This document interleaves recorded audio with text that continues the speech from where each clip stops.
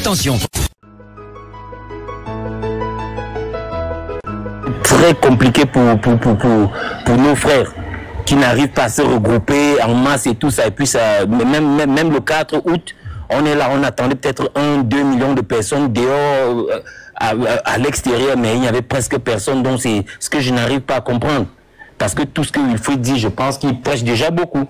Mais pourquoi les gars ne se mobilisent pas pour aller rester au palais des congrès? Plus de 1 million de personnes, par exemple. Pourtant, il y a des tonnes de Camerounais là sur les réseaux sociaux, ils encouragent et tout ça. Mais après, tu ne vois personne aller. Ils ne veulent pas se sacrifier pour une journée pour le Cameroun. Moi, c'est ce que je n'arrive pas à comprendre.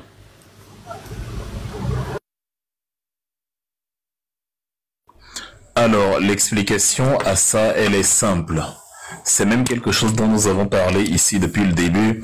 Tu vas d'ailleurs, tu vas remarquer, le frère, qu'à un moment donné, il y a des Camerounais qui, si tu leur posais la question, ils vont te dire que si moi je deviens président, virgule, je vais abolir la religion. Ça peut paraître brutal, ça peut paraître radical, mais ça se comprend d'une certaine façon. Les Camerounais confondent beaucoup la politique avec la religion. Ils sont derrière Maurice Kamto comme derrière un chef religieux. Or, Maurice Kamto ne le leur a jamais demandé. Maurice Kamto a toujours été dans une logique de construction mutuelle, le fameux co-leadership. Si vous avez des propositions, il faut parfois, si tu trouves qu'une idée est pertinente, la soumettre au risque qu'on te disent qu'elle n'est pas bonne, mais au moins quand tu l'argumentes, les gens qui te disent que l'idée n'est pas bonne seront obligés de contre-argumenter pour t'expliquer que l'idée n'est pas bonne. Quand je suis allé voir Kamto pour lui dire que moi je ne suis pas partisan de l'élection de la coalition, c'est parce que en ayant analysé, j'étais convaincu que pour moi c'était ça qui était cohérent. Je regardais le truc sur tous les contours et je ne voyais pas de possibilité de défendre rationnellement l'idée de m'allier avec Chiroma Bakary ou n'importe qui, ou alors de faire ce type de coalition qu'ils avaient proposé. C'était le fruit d'une mûre réflexion. J'avais fait, comment dire, j'avais sous-pesé. Tu mets dans la balance et tu te dis, est-ce que si on me demande pourquoi je soutiens Chiroma, je peux justifier? Est-ce que je peux l'expliquer tout en restant moi-même, tout en restant serein, tout en ayant la même fluidité habituelle? J'ai vu que non, parce qu'en fouillant les éléments, je ne les avais pas. Vous avez parlé tout à l'heure en commentaire, d'ailleurs je l'ai appris, je savais pas Lovely, franchement, mais c'est ça, condoléances. Ou pour toi, Céduc, je vois le nombre de personnes que vous avez perdues, et pas des moindres, des êtres chers, des papas, des mamans, pendant cette période du Covid, où littéralement le Covid est devenu le parapluie par excellence pour cacher un autre type de meurtre. C'était facile de mettre ça derrière, un peu comme on a fait avec Charles Tébé, il est né en cachant son exécution derrière une quinte de tout. A fortiori, c'était une omission de porter secours à personne en danger. Il était du comité central du RDPC comme membre suppléant. On aurait pu procéder par une évacuation sanitaire. On l'a mis au CHU à Yaoundé là-bas où les installations sont comme vous connaissez. Et donc, quand je vois en fait tout ce qui se passe là, et tu te dis, mais pendant toute cette période où les gens mouraient par omission d'un gouvernement incapable de soigner ses concitoyens, pendant que l'ancien ministre de la Santé, André Mamafouda, qui avait une petite démangeaison au doigt, au petit annulaire droit, est carrément allé en France se faire soigner, tu te dis, mais attendez un peu. Donc nous, on est alors les laissés pour compte, nous, on est alors les sous-hommes qui devons mourir dans justement les morgues peintes qu'il y a au Cameroun et qu'on appelle hôpitaux. Et pendant ce temps, Chiroma était au gouvernement. Il était au gouvernement et tout cela se passait et lui, il était en train de nous expliquer que Paul Biya est comme le soleil.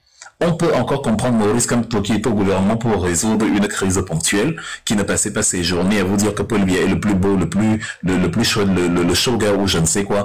Donc, on va me demander de défendre Chiroma, qui disait pendant que les gens mouraient de Covid, mouraient de tout et de rien, que Paul Biya est le plus beau des hommes. On va me demander de décréter qu'il s'est repenti. Or, je n'ai aucun élément qui me confirme qu'il soit repenti. Je ne peux pas en politique défendre quelque chose qui n'émane pas de mes convictions. Il faut que quand je lance un argument, cet argument soit imparable. Il faut que j'ai un plan B, un plan C, de manière à ce que quand on essaie de me bloquer dans l'argument, j'ai de quoi répondre. Ce qui nous rend redoutables dans les débats, c'est que nous avons un plan C, D, E, X. Parce que quand on défend une idée, c'est qu'on a bien assuré nos arrières. Ce n'est pas un caprice, ce n'est pas une idée qui émane d'une pulsion, c'est quelque chose de réfléchi. Mais quand j'ai commencé à défendre Chiroma, par exemple, et qu'on va m'expliquer que c'est le même qui avait dit que Vanessa Tchatchou n'a jamais perdu son bébé, comment vous voulez que je défende quelqu'un qui s'est mis du côté d'une magistrate puissante alors qu'il y avait une jeune fille qui avait son bébé? Nous, les parents, les nouveaux parents flambant neufs, là,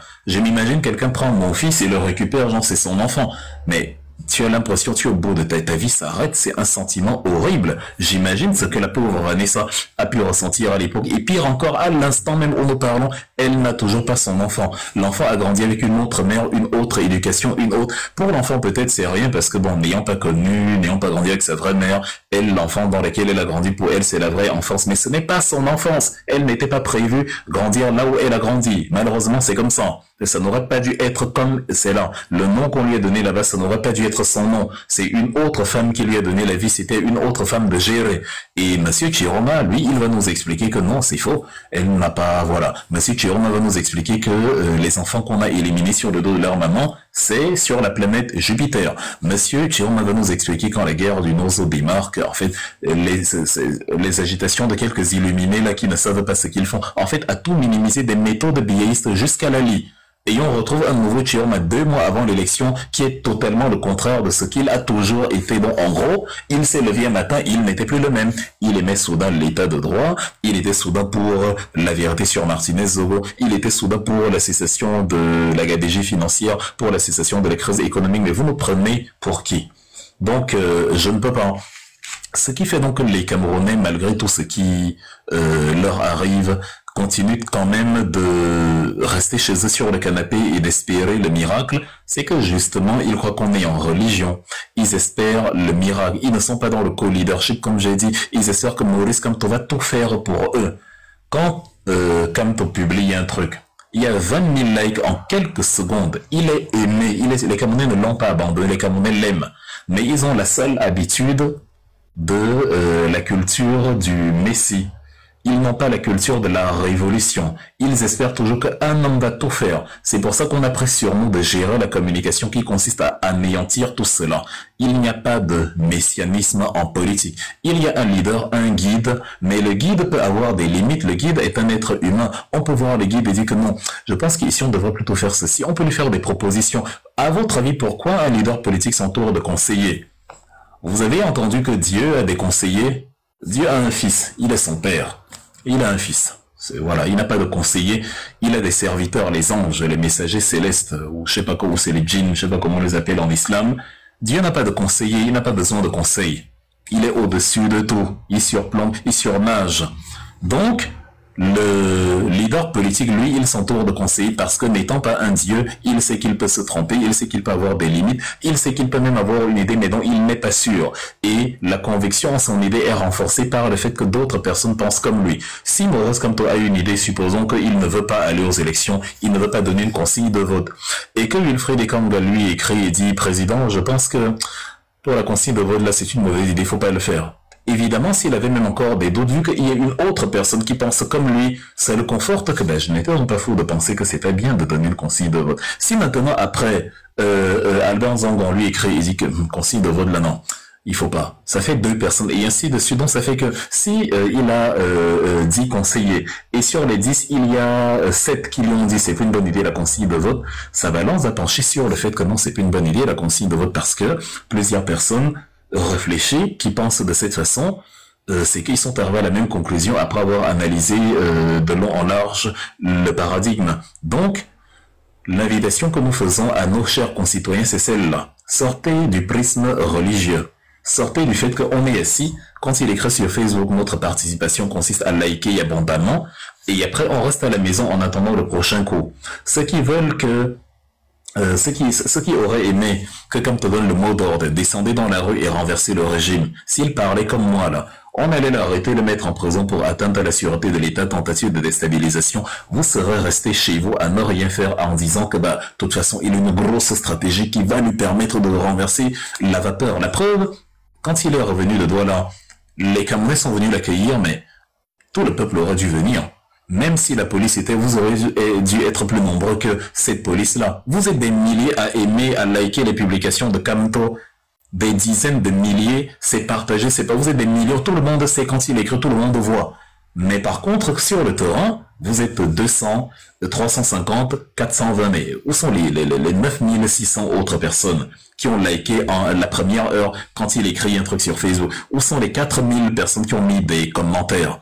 Donc là, vous vous dites, quand il est dans la mouise, que non, il va gérer, il va faire. C'est-à-dire, il va gérer, il a une technique. Vous pensez que c'est un comment dire, un chérubin, vous pensez que c'est un être spirituel avec des pouvoirs magiques qui, même quand on l'assigne à résidence, a la formule pour sortir de là. Allez le débusquer, allez manifester pour disperser la police qui est là. Regardez comment les gens se sont mobilisés, il doit là quand il est revenu en journée. Regardez comment ça a fonctionné. Regardez comment la police a plié. Regardez comment elle a ouvert le barrage. Regardez comment les murs de Jéricho se sont effondrés ce jour-là. Des images inédites. Depuis plusieurs années, on n'avait plus vu ça. Depuis plusieurs décennies, on n'avait pas vu ça au Cameroun. Je ne sais même pas si on avait vu la barrière de police qui s'ouvre comme ça parce que excédée par le flux de la population. Vous-même, vous voyez comment une méthode fonctionne. On vous demande simplement de la répéter et vous dites que non, on a peur de ci, on a peur de ça. Même si c'est l'arme nucléaire qu'une armée a entre, enfin, mis à part l'arme nucléaire justement. Et comme l'armée camerounaise n'a pas l'arme nucléaire, il n'y a pas un engin, un gun que l'armée a qui va être plus fort que le nombre. Il n'y en a pas. Les militaires au Népal ont compris que, enfin les policiers, bref, les forces de l'ordre, que mais si je tire, parce que au début les policiers tiraient quand ils tombaient sur une ou deux personnes. Quand la foule les a submergés, chaque policier s'est dit, mais attends, j'ai combien de balles dans le canon si? Ah, 8. Ils sont combien là devant moi? Environ 20 000. Si je tire 8 balles sur 20 000 personnes, la suite c'est quoi en fait? Donc en fait il faut mettre les policiers dans la situation où chaque policier se dit, ok, admettons que je tire. Mais si je tire, la suite c'est quoi? Dès que j'ai fini les 8 balles là, ce qui va m'arriver c'est quoi? C'est ce que les Népalais, c'est le rapport de force là que les Népalais ont opposé. C'est pas la guerre, c'est la mobilisation populaire. C'est le rapport de force là que les Népalais ont apporté aux forces de l'ordre. Au point où les policiers, qui ont peur pour leur vie aussi, sont faits de chair et de sang. Ils ont déposé leurs armes, ils se sont dit, hé, parce que là c'est mort, je vais faire quoi? J'ai quatre cartouches devant cette foule, ça va donner quoi, en fait? Donc mieux, je préserve ma vie parce que, à la moindre balle, quand les balles seront finies, toute cette foule-là, dont les 99,99,99% de personnes qui ne seront pas mortes sous mes balles, vont me lyncher. Je n'ai aucune chance de survivre si j'ai zigouillé quelqu'un. Je n'ai aucune chance. Et c'est pour ça que quand la foule s'est massée, les massacres qu'ils commettaient dans les maisons, dans les trucs, se sont arrêtés. Et le rapport de force s'est inversé. C'est maintenant la population qui faisait, c'est le peuple, pas la population, le peuple qui faisait sa loi. Et le peuple a convergé vers le Parlement. Il n'y avait pas de barrière de police, elle a été démantelée pour aller chercher justement les parlementaires, les gens du régime coupable. Le peuple a cavalé vers les ministères, le peuple a cavalé vers les domiciles des concernés pour aller leur sortir d'ici. On a 2 mots à vous dire. C'est ça là, le co-leadership.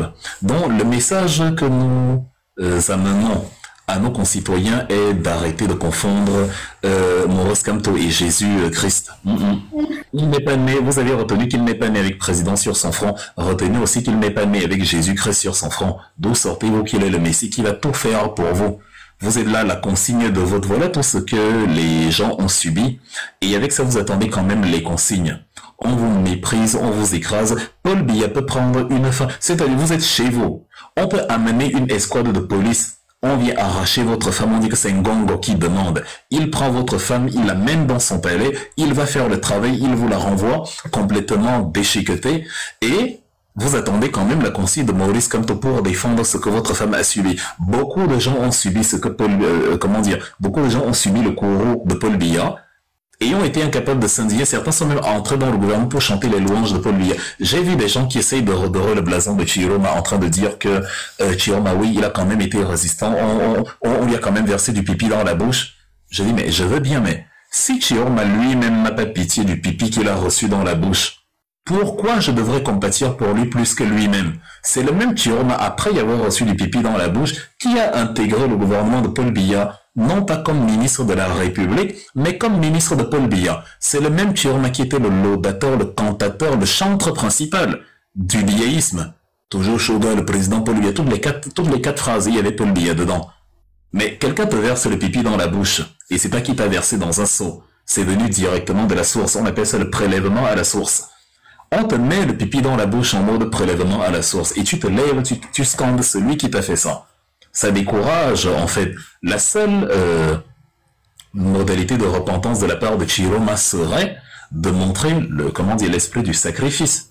Le seul moyen d'être un opposant, comme Équilibre disait quand elle était ici, ce ne sont pas les paroles, fait, ne fais pas un communiqué où tu dis j'ai supplié le président du Conseil constitutionnel de réintégrer la candidature de Kamto. Déjà, en révolution, on ne supplie pas, on exige, mais de deux, au-delà de la supplication, au-delà du message, il faut, comment dire, matérialiser la seule coalition qui vaille la peine, celle du renoncement. Moi, Bello Bouba, Cabral Libi, Hiram Liodi, Kwemo, bref, tous les opposants, toutes les forces de l'opposition, soi-disant, Joshua Oshi, Yaki Remuna et autres, nous avons décidé, en raison de la forfaiture commise contre certaines candidatures à 100% légitimes, de renoncer à nos candidatures pour cette élection. Non pas pour renoncer à l'élection en elle-même, mais pour exiger la réorganisation du jeu électoral, le réexamen des candidatures et l'application de la loi sur chaque candidature. Je dis, hein, qu'est-ce qui leur coûte de faire ça? Dès l'instant où leurs gros yeux sont supérieurs à l'intérêt national que je viens d'évoquer, je vais toujours vous dire ce que je vous dis depuis un mois. Foutez-moi la paix avec vos histoires de Chioma Bakary. C'est pour ça que je dis à Kamto que même si c'est toi le père, parce que ce n'est pas cohérent, même si c'est toi, pour une fois, je trouverai que ma logique est supérieure à la tienne. Même si c'est toi, je ne pars pas là-bas. Parce que ce ne sont pas des opposants à mes yeux. Pour qu'ils soient des opposants politiques, il faut qu'ils s'opposent. Là, ils ne s'opposent pas. Ils sont en train de converger vers la forfaiture de Paul Biya. Un opposant s'oppose. On a bloqué un candidat, et pas n'importe lequel. Si on bloquait Bessiping, on aurait pu se dire, bon, de toute façon, Bessiping n'aurait pas gagné. On avance, on va renverser Paul Biya. Et après, on va instaurer de bonnes lois pour que même les petites candidatures comme celle de Bessiping puissent passer. Mais là, on a exclu le seul qui pouvait gagner. Et s'il y a quelqu'un qui n'est pas d'accord quand je dis le seul qui pouvait gagner, posez-vous la question pourquoi Bello Bouba et consorts partent rencontrer celui qui n'est pas dans le jeu électoral. Pourquoi il n'est pas allé rencontrer Hiram Liodi, Joshua Oshi, Cabral Libi? Pourquoi c'est celui qu'on a exclu qu'on va rencontrer? Parce que eux-mêmes, ils n'ont même pas besoin de moi pour comprendre que c'est lui le game changer. Tu sais donc que c'est le game changer et tu es quand même incapable de renoncer pour lui. Vu que c'est de lui que ça dépend, donc tu sais que s'il n'est pas là, ça ne passe pas. Tu préfères l'utiliser comme charogne, comme viande à bouffer, comme cadavre, comme la dépouille, voilà, la dépouille d'un oiseau mort te sert de nourriture. Or, tu aurais pu sauver l'oiseau pour monter sur ses ailes et voler. Mais ça te sert de nourriture et tu surfes dessus pour justement une hypothétique victoire qui souffre d'un manque de crédibilité. Parce que la première personne que monsieur Kamto doit rencontrer, que monsieur Bello doit rencontrer, c'est Chiroma, pour montrer qu'ils sont prêts à faire la coalition. Apparemment, ce sont les deux gros poids lourds de cette contestation, de cette opposition. Et accessoirement, je sais pas, parti historique, même comme la zone anglophone est perdue, j'ai failli dire SDF. Mais le SDF est perdu. Mais disons, serrons les dents, disons que bon, ok, Joshua, comment il s'appelle? Bello Bouba, Chiroma, Joshua Oshi, bon, qu'ils essayent déjà les trois. Et maintenant, le candidat émanant de ce triumvirat part voir Maurice Kamto comme tête de la coalition et dit soutient notre candidature. Même ça, ils ne font pas. Ils mettent la charrue avant les bœufs. Ils partent d'abord voir Maurice Kamto. Ils partent d'abord faire la coalition en solo avec celui qui n'ira pas aux élections plutôt que de faire la coalition en groupe entre eux qui iront aux élections et demander maintenant à Kamto de rejoindre leur coalition. Ce sont donc ces éléments-là qui font que nous nous disons que c'est une perte de temps absolue et qu'à aucun moment on ne peut s'acoquiner d'une candidature comme celle-là. Donc le culte du Messie qui dérange les Camerounais et qui fait que les gens ne réalisent pas le bien fondé de la co-construction, le bien fondé du co-leadership. Les gens ne réalisent pas l'importance justement de participer justement au développement qu'ils veulent obtenir. Les gens ne réalisent pas le bien fondé d'être aussi un sauveur pour le leader. Bon, c'est une logique, c'est un logiciel vieux comme le monde qui émane un peu de la religion parce que les Camerounais ont été imbibés de religion et dont les Camerounais n'ont jamais compris que en fait c'est très différent en politique. Il n'y a pas un leader qui fait la pluie, le beau temps, un leader qu'on emprisonne, il se libère, un leader qu'on assigne à la résidence, il se libère, un leader qu'on prive de ses droits et il vous libère, un leader qu'on exclut de l'élection présidentielle et c'est quand même lui qui vous ouvre la voie pour valider sa candidature. Ici, on est face à un peuple qui doit faire le travail qu'il demande à son fameux leader, un peuple qui doit porter le combat et qui doit justement sortir justement de sa zone de confort, sortir de son domicile et aller mener le fameux combat sur la place publique. Donc c'est tout. Et c'est l'éducation, comment dire, c'est l'éducation qui met fin à l'éducation. Si on t'a éduqué religieusement, c'est une éducation politique qui va mettre fin à l'éducation religieuse. Donc chacun de nous, les 400 personnes qui sont là, commence son éducation politique et propage l'éducation politique aux 4 coins du territoire national. À savoir, chaque Camerounais que vous avez devant vous, mettez-lui dans la tête qu'actuellement là, Kamto ne va pas donner de mot d'ordre. Actuellement là, c'est vous qui devez sauver Kamto de la non-candidature. Kamto qui a signé à résidence, il ne va pas donner de mot d'ordre. Actuellement, c'est vous qui devez aller le défendre. C'est comme ça que cela fonctionne. Si le logiciel là reste, vous allez continuer d'espérer des mots d'ordre qui ne viendront pas, certainement. Vous allez continuer d'espérer la libération de quelqu'un qu'on a enfermé. Alors que lui, il est enchaîné, vous allez continuer d'espérer des miracles qui ne viendront pas, parce que le faiseur de miracles a été privé de ses pouvoirs. Je pense que j'étais clair sur la réponse ici, cher ami. Est-ce que tu avais d'autres réserves là-dessus?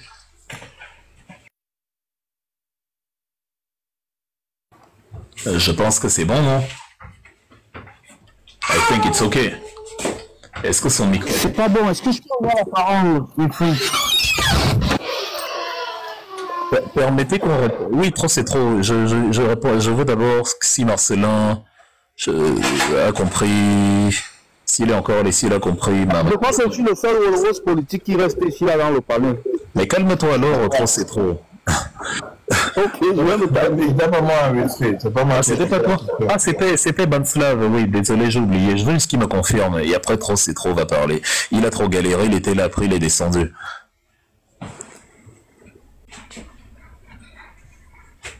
Bon, si Banslav n'est pas là, en tout cas peut-être qu'il ne peut pas activer son micro, mais je pense qu'il peut nous entendre. Ok, trop c'est trop. Apparemment tu es le seul Wolowos politique sur le panel. On va donc te permettre de nous expliquer comment se passe la vente du piment. J'assume.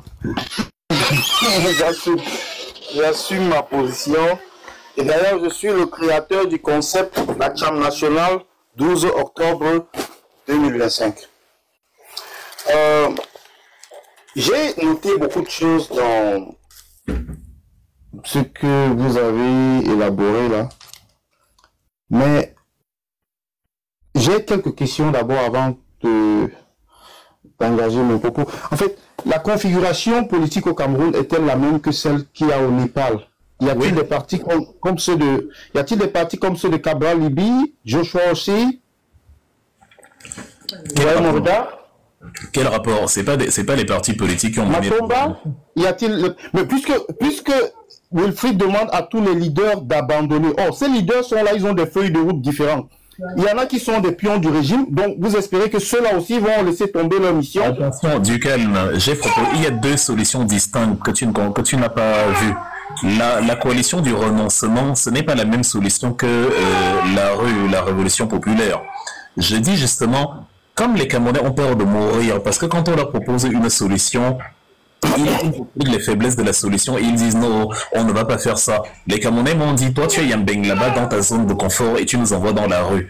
Je leur ai donc dit, il n'y a pas que ça, il y a un plan B qui ne coûte la vie à personne. C'est-à-dire 11 personnes seulement ont la clé du Cameroun entre leurs mains. Ils n'ont qu'à renoncer, c'est-à-dire ils n'ont qu'à faire la coalition du renoncement. Ils disent qu'ils ne partent pas pour que la forfaiture ne soit pas entérinée, homologuée. Et comme ça crée le tremblement de terre politique qui va rabattre les cartes. Là, maintenant, si les Camerounais disent que bon, ils ont peur d'aller dans la rue parce qu'ils ont peur de se faire canarder, et solution numéro 2, ils disent qu'ils ne peuvent pas faire ça non plus parce qu'il y a certains qui sont pions du régime, mais je me lave les mains et je dis, vous méritez la dictature de 43 ans, parce qu'on ne peut pas proposer à chaque fois une solution, et on dit, on ne va pas prendre ça parce qu'il y a des inconvénients, sachant que toute solution a ses avantages et ses inconvénients. Bah, du coup, c'est pas de ma faute. Moi, j'ai proposé ce qui est pour moi la seule voie de salut, et qui, si ce n'est pas appliqué, ne fera que consolider la dictature. Donc c'est de ça qu'il est question à ce niveau. Le Népal, lui, il a utilisé la solution du peuple dans la rue.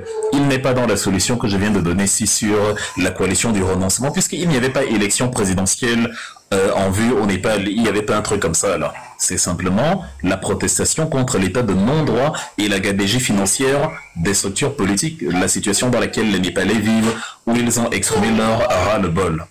Bon, ça, c'est la première réponse à ta question. Je pense que si j'ai pas répondu... Ma deuxième question. J'espère que je vais avoir au moins 1 minute de plus. Hein. Ma deuxième question, c'est de savoir si, par hasard, on ne fait pas cette erreur-là d'être parfois plus royaliste que le roi. Suivez mon regard. En français facile, qu'est-ce que ça signifie? Prends un exemple. Ça veut dire que si le guide, c'était Maurice Kamto, qu'on se retrouve en train de ne pas prôner une position qui ne serait pas celle du guide. Je suis libre, en ce qui me concerne, je suis libre de mes choix. Maurice Kamto a été exclu de la présidentielle. Donc en fait c'est fini. Il est exclu de la présidentielle. Maintenant c'est les Camerounais de le réintroduire dans le jeu politique, même si lui il vous dit ne faites pas, réintroduisez-le. Tu n'as jamais vu on sauve quelqu'un qui veut mourir? Et laissez-moi mourir, on dit qu'on ne va pas te laisser mourir. Si Maurice Kamto était dans le jeu politique pour l'élection présidentielle et que les gens avaient un son de cloche dissident, ce que tu dis aurait de la valeur. Mais il a été chassé. Tu parles de quel Maurice Kamto? Il peut dire, pendant que vous espérez que quoi, bon, vous faites comment si lui, il s'assoit à la maison, il dit, foutez-moi la paix.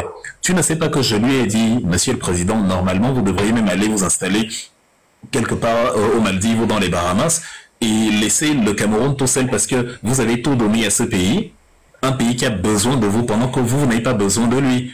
Donc s'il décide maintenant, parce qu'il n'a aucun compte à rendre, c'est la logique des normes inversées qui fait que les gens attendent son mot d'ordre. Mais dans aucun monde normal, vous n'avez le droit d'attendre le mot d'ordre de Maurice Kamto. Il a été privé de ses droits le 5 août. Les Camerounais auraient dû se lever, manifester par millions le 5 août pour qu'il soit réintroduit. Point final. C'est ça qui aurait dû être fait. Ce n'est pas qu'on le prive de ses droits. Vous restez assis sur votre canapé et c'est encore lui que vous attendez pour qu'il s'exprime. Ce n'est pas la politique là-bas, c'est la religion. Et crois-moi que Maurice Kamto n'aurait pas préféré que vous lui demandiez actuellement le mot d'ordre. Il aurait préféré que vous fassiez, que vous soyez un peuple qui demande et qui exige, qui impose à Tangana Clément de réclamer, enfin d'appliquer la loi. Sur la place de la République, il a dit, si ça ne marche pas, ce sera la faute du peuple camerounais. On vous l'explique en quelle langue? La personne en qui vous croyez est privée d'activité politique et vous, au lieu de la réintroduire, puisque vous dites que vous croyez en cette personne, au lieu de militer pour elle, c'est elle qui doit encore militer pour vous. Mais c'est fou. Trop c'est trop. Comme ton nom l'indique, trop c'est trop. C'est-à-dire, c'est lui qui doit... On lui a tout enlevé. Vous avez toute votre force entre vos mains. C'est celui à qui on a tout enlevé qui doit encore régler vos problèmes. C'est comme quelqu'un, je sais pas, sa mère qui s'occupait de lui, argent de poche, tout ça. Quand il était malade, elle le soignait. Maintenant, sa mère tombe gravement malade, elle est hospitalisée. Il part à l'hôpital, il dit, maman, j'ai pas d'argent de poche pour aujourd'hui. Mais tu es fou. Ta mère est à l'hôpital hospitalisée. Où veux-tu qu'elle te trouve l'argent de poche? Il vaut mieux être plus royaliste que le roi dans ce cas-ci, que de faire comme Simon-Pierre en reniant celui qu'on a prétendu aimer, celui dont on a prétendu pouvoir le suivre jusqu'à la mort, celui sur qui on a dit « no Kamto, no election ». Pour après demander à Kamto de donner des consignes de vote à la fameuse election où on a dit no Kamto, no election. Moi, je suis cohérent, je peux défendre ces positions. J'ai dit no Kamto, no election et tu vois, je suis en plein dedans. Donc, c'est une ligne droite continue. Est-ce que toi, ce que tu as dit avant, c'est exactement ce que tu dis encore aujourd'hui? Je suis curieux de savoir, est-ce que ce que tu as dit avant le 4 août, c'est ce que tu dis là maintenant? Que disais-tu avant le 4 août par rapport à l'élection? Et est-ce que c'est la même chose que ce que tu dis maintenant, c'est-à-dire l'espoir en l'éventualité d'une consigne de vote ou d'une coalition encouragée par MK? Très bonne question. Et je vais pas la répondre comme Issa Chiroma avait l'habitude de répondre. Je vais être sincère avec vous. Je dois dire qu'au départ, j'ai promis no Kamto, no vote. Avec le temps, j'ai compris que un autre boycott ferait bien plus l'affaire du parti au pouvoir et de résoudre le problème qu'on a en face. Tu peux parler un peu plus fort, j'ai pas entendu. Bon, je dis, j'avais prôné no Kamto, no vote. Si vous allez sur mon mur, dans le compte TikTok que j'utilise en ce moment, vous allez voir des anciennes vidéos, et surtout les vidéos qui datent de ce jour-là, où j'ai dit no Camto no vote, donc à partir du 6, du 7, ainsi de suite.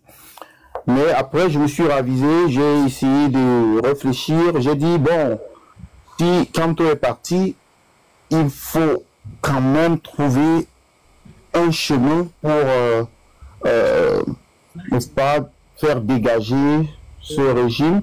D'accord. Ta femme à qui tu avais promis l'amour fou, et tu t'es dit, ah, il faut quand même... Non, elle n'est même pas morte, elle a juste été kidnappée. Tu peux la faire revenir. Avec un peu d'effort, tu peux la faire revenir. Mais tu t'es dit, ah, comme elle a même été kidnappée, je vais quand même pas, ne va quand même pas me finir. Il faut quand même se sentir bien, un peu de chaleur. Donc, tu as pris la voisine un tour.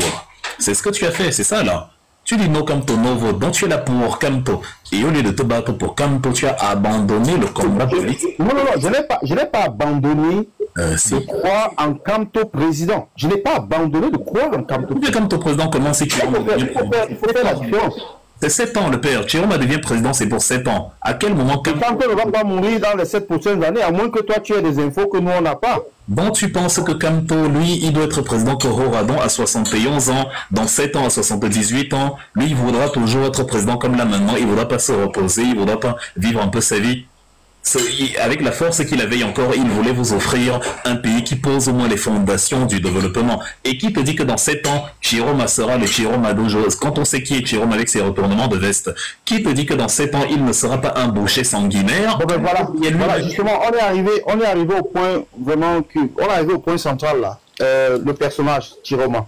Il y a beaucoup à dire sur ce personnage. Forcément, même un fou trouvera quelque chose à dire sur Chiroma. Ça a été un homme incohérent, ça a été un homme qui ne se prononce jamais quand il y a une injustice. D'ailleurs, même il justifie l'injustice par des mensonges, par des explications. Ok. Et donc, sont devenues légendaires. Des explications qui sont devenues légendaires, comme ça se passe au... C'est où? C'était au Soudan? C'était où là? Donc, il a dit beaucoup de choses, mais lorsqu'on est en politique, on a vu des gens pour faire échouer la droite, l'extrême droite en France, ont fait des alliances contre nature. Et toi, pour arriver à ces buts-là. Tu as l'impression que c'est le même type d'élection. C'était les législatives, hein, c'était pas les présidentielles. Dans les législatives, il y a au moins la gauche qui a ses voix. On a juste empêché l'extrême droite d'avoir la majorité. Non, la présidentielle, on l'a fait également. Il y a un moment où l'extrême droite voulait prendre le pouvoir en France, où il voulait devenir le président en France. Là. Il voulait prendre la présidence en France. Et puis, tous les autres partis là se sont rassemblés. Et à moins que je me trompe. Mais cela s'est passé en France. Attends. Faites attention aux comparaisons que vous faites. Est-ce qu'on a exclu frauduleusement un parti en France de l'élection présidentielle? Et au lieu de militer pour sa réintroduction, il a pris acte de la violation de la loi et il a fait coalition avec quelqu'un d'autre. L'élection en France, il y a 2 tours. Les partis exclus du premier tour se sont résignés puisque au deuxième tour, il n'y avait que l'extrême droite et le centre-droit macroniste. Donc, il n'y avait pas d'autre choix. C'est le principe de l'élection à 2 tours. L'exemple que tu prends n'est pas bon. Si on interdit la gauche, imagine LFI, la France insoumise, on interdit la gauche en France. Mais c'est le chaos, ils vont tout brûler pour qu'on les réintroduise. Regarde ce qui s'est passé le 8. On applique la loi. François Bayrou il a déposé son vote de confiance. Le peuple a voté contre la confiance et du coup il est tombé. Imagine que Bayrou disait, malgré l'échec du vote de confiance, je reste. La France serait actuellement en feu. Donc prenez des comparaisons qui cadrent avec ce que vous défendez. Remettez les commentaires s'il vous plaît. La comparaison, vous allez supprimer même les cadeaux, ils n'envoient pas, donc ça sert à rien. Remettez les cadeaux, ou du moins prévenez avant d'enlever les commentaires, laissez les gens interagir. Donc voilà, c'est-à-dire la gauche comment dire, la gauche mélenchoniste aurait été supprimée en France que le pays serait à feu et à sang. La loi n'aurait pas été appliquée. Le principe de Macron ne viole pas la loi. Il triche juste avec la loi. Il utilise la loi pour son profit plutôt que de jouer justement à plutôt que d'être un politicien humaniste qui applique le droit pour lui et ses concitoyens. Lui, il fait, voilà, le 49.3 qui lui permet de passer en force, même sans l'aval du Parlement, il en abuse, il utilise tellement de fois que ça en devient indécent. Mais ça reste quand même la loi. C'est pas lui qui a mis le 49, l'article 49 alinéa 3 dans la Constitution française, c'est le général de Gaulle depuis le 4 octobre 58. Mais nous, au Cameroun, on piétine les lois. On exclut un parti et on dit au parti qu'on a exclu, bon, donne quand même ta consigne de voix. Le mot holocauste politique ne vient pas de nulle part. Il vient du fait qu'un parti qu'on chasse est maintenant tenu responsable de la de l'échec de l'opposition. Si vous voulez trop Kamto, battez-vous pour sa réintroduction, pour sa candidature. Tu vois que ma position, en plus d'être cohérente, elle est beaucoup plus fidèle à MK. Elle est cohérente parce que j'ai dit no Kamto, no election et je reste dessus. Elle est plus fidèle à MK parce que c'est lui que je veux voir comme candidat, vu que c'est lui le seul qui peut faire tomber Biya. C'est pas ce que vous croyez, ça c'est ce que Atanganji a prévu. C'est ce qu'ils ont prévu. C'est pour ça que quand l'UNDP et autres font leur meeting, on ne les empêche pas. Regarde le nombre de biaïstes qui m'a insulté en commentaire. Si tu veux, on fait un débat sur TikTok, c'est trop. On fait un débat, toi tu défends la coalition, moi je défends la révolution. On lit dans les commentaires qui est-ce que les biaïstes vont insulter entre toi et moi.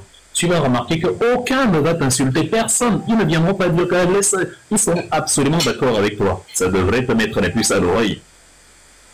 C'est vrai que je suis également de cette opinion que lorsqu'un sardinard dit virer à gauche, il faut prendre la droite sans même attendre une seconde. Je suis de cette position-là. Mais ici, on a quand même une espèce de polarisation de... C'est même pas polarisation. En fait, j'ai comme l'impression que on a tout vu. Mais il faut construire cette révolution. Il faut construire cette révolte. Il faut la construire. C'est pour cela que moi, j'ai créé le concept la Tcham nationale. Donc, il faut construire cela. Donc, on dit qu'il faut profiter, n'est-ce pas, de la pluie pour chier dans le torrent. Donc, je ne sais pas comment ça se dit, mais... Donc, puisqu'il y a un événement que eux ils ont organisé, toi, tu dis que tu n'es pas pour, mais pourquoi toi, tu ne vas pas venir chier dans cet événement-là? Pour prôner ce soulèvement-là, ce jour-là. Puisque le scénario, tu le connais très bien.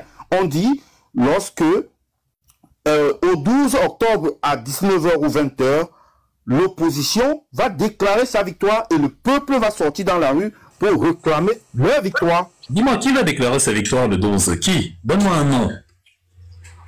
Issa Chiroma Bakari. Lui là, tu sais ce que Issa Chiroma a dit sur Maurice Kamto?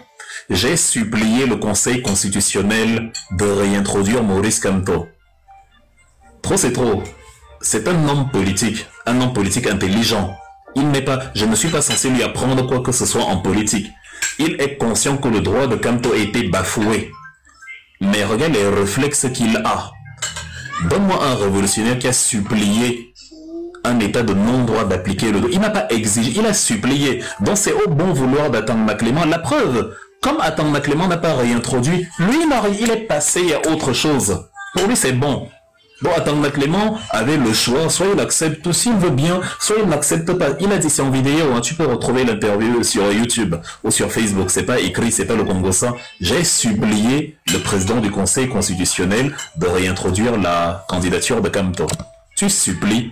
On viole la loi, tu supplies. Le peuple népalais a supplié le ministre des Finances de rembourser les dos. Ils sont allés arracher l'argent. On a noyé le ministre des Finances dans l'eau. Dans l'argent du peuple, on vient te supplier. Donc on vient te supplier pour notre argent. Tu es fou. Dans nos lois, notre constitution, Atang Clément transforme ça en propriété privée et on vient le supplier de respecter la constitution. Ce ne sont pas des réflexes révolutionnaires, ça. Ça trahit. Son état naturel, c'est de considérer le Cameroun comme la propriété privée de Paul Biya. C'est pour ça qu'il supplie Atang Clément dans quelque chose qu'il devrait exiger.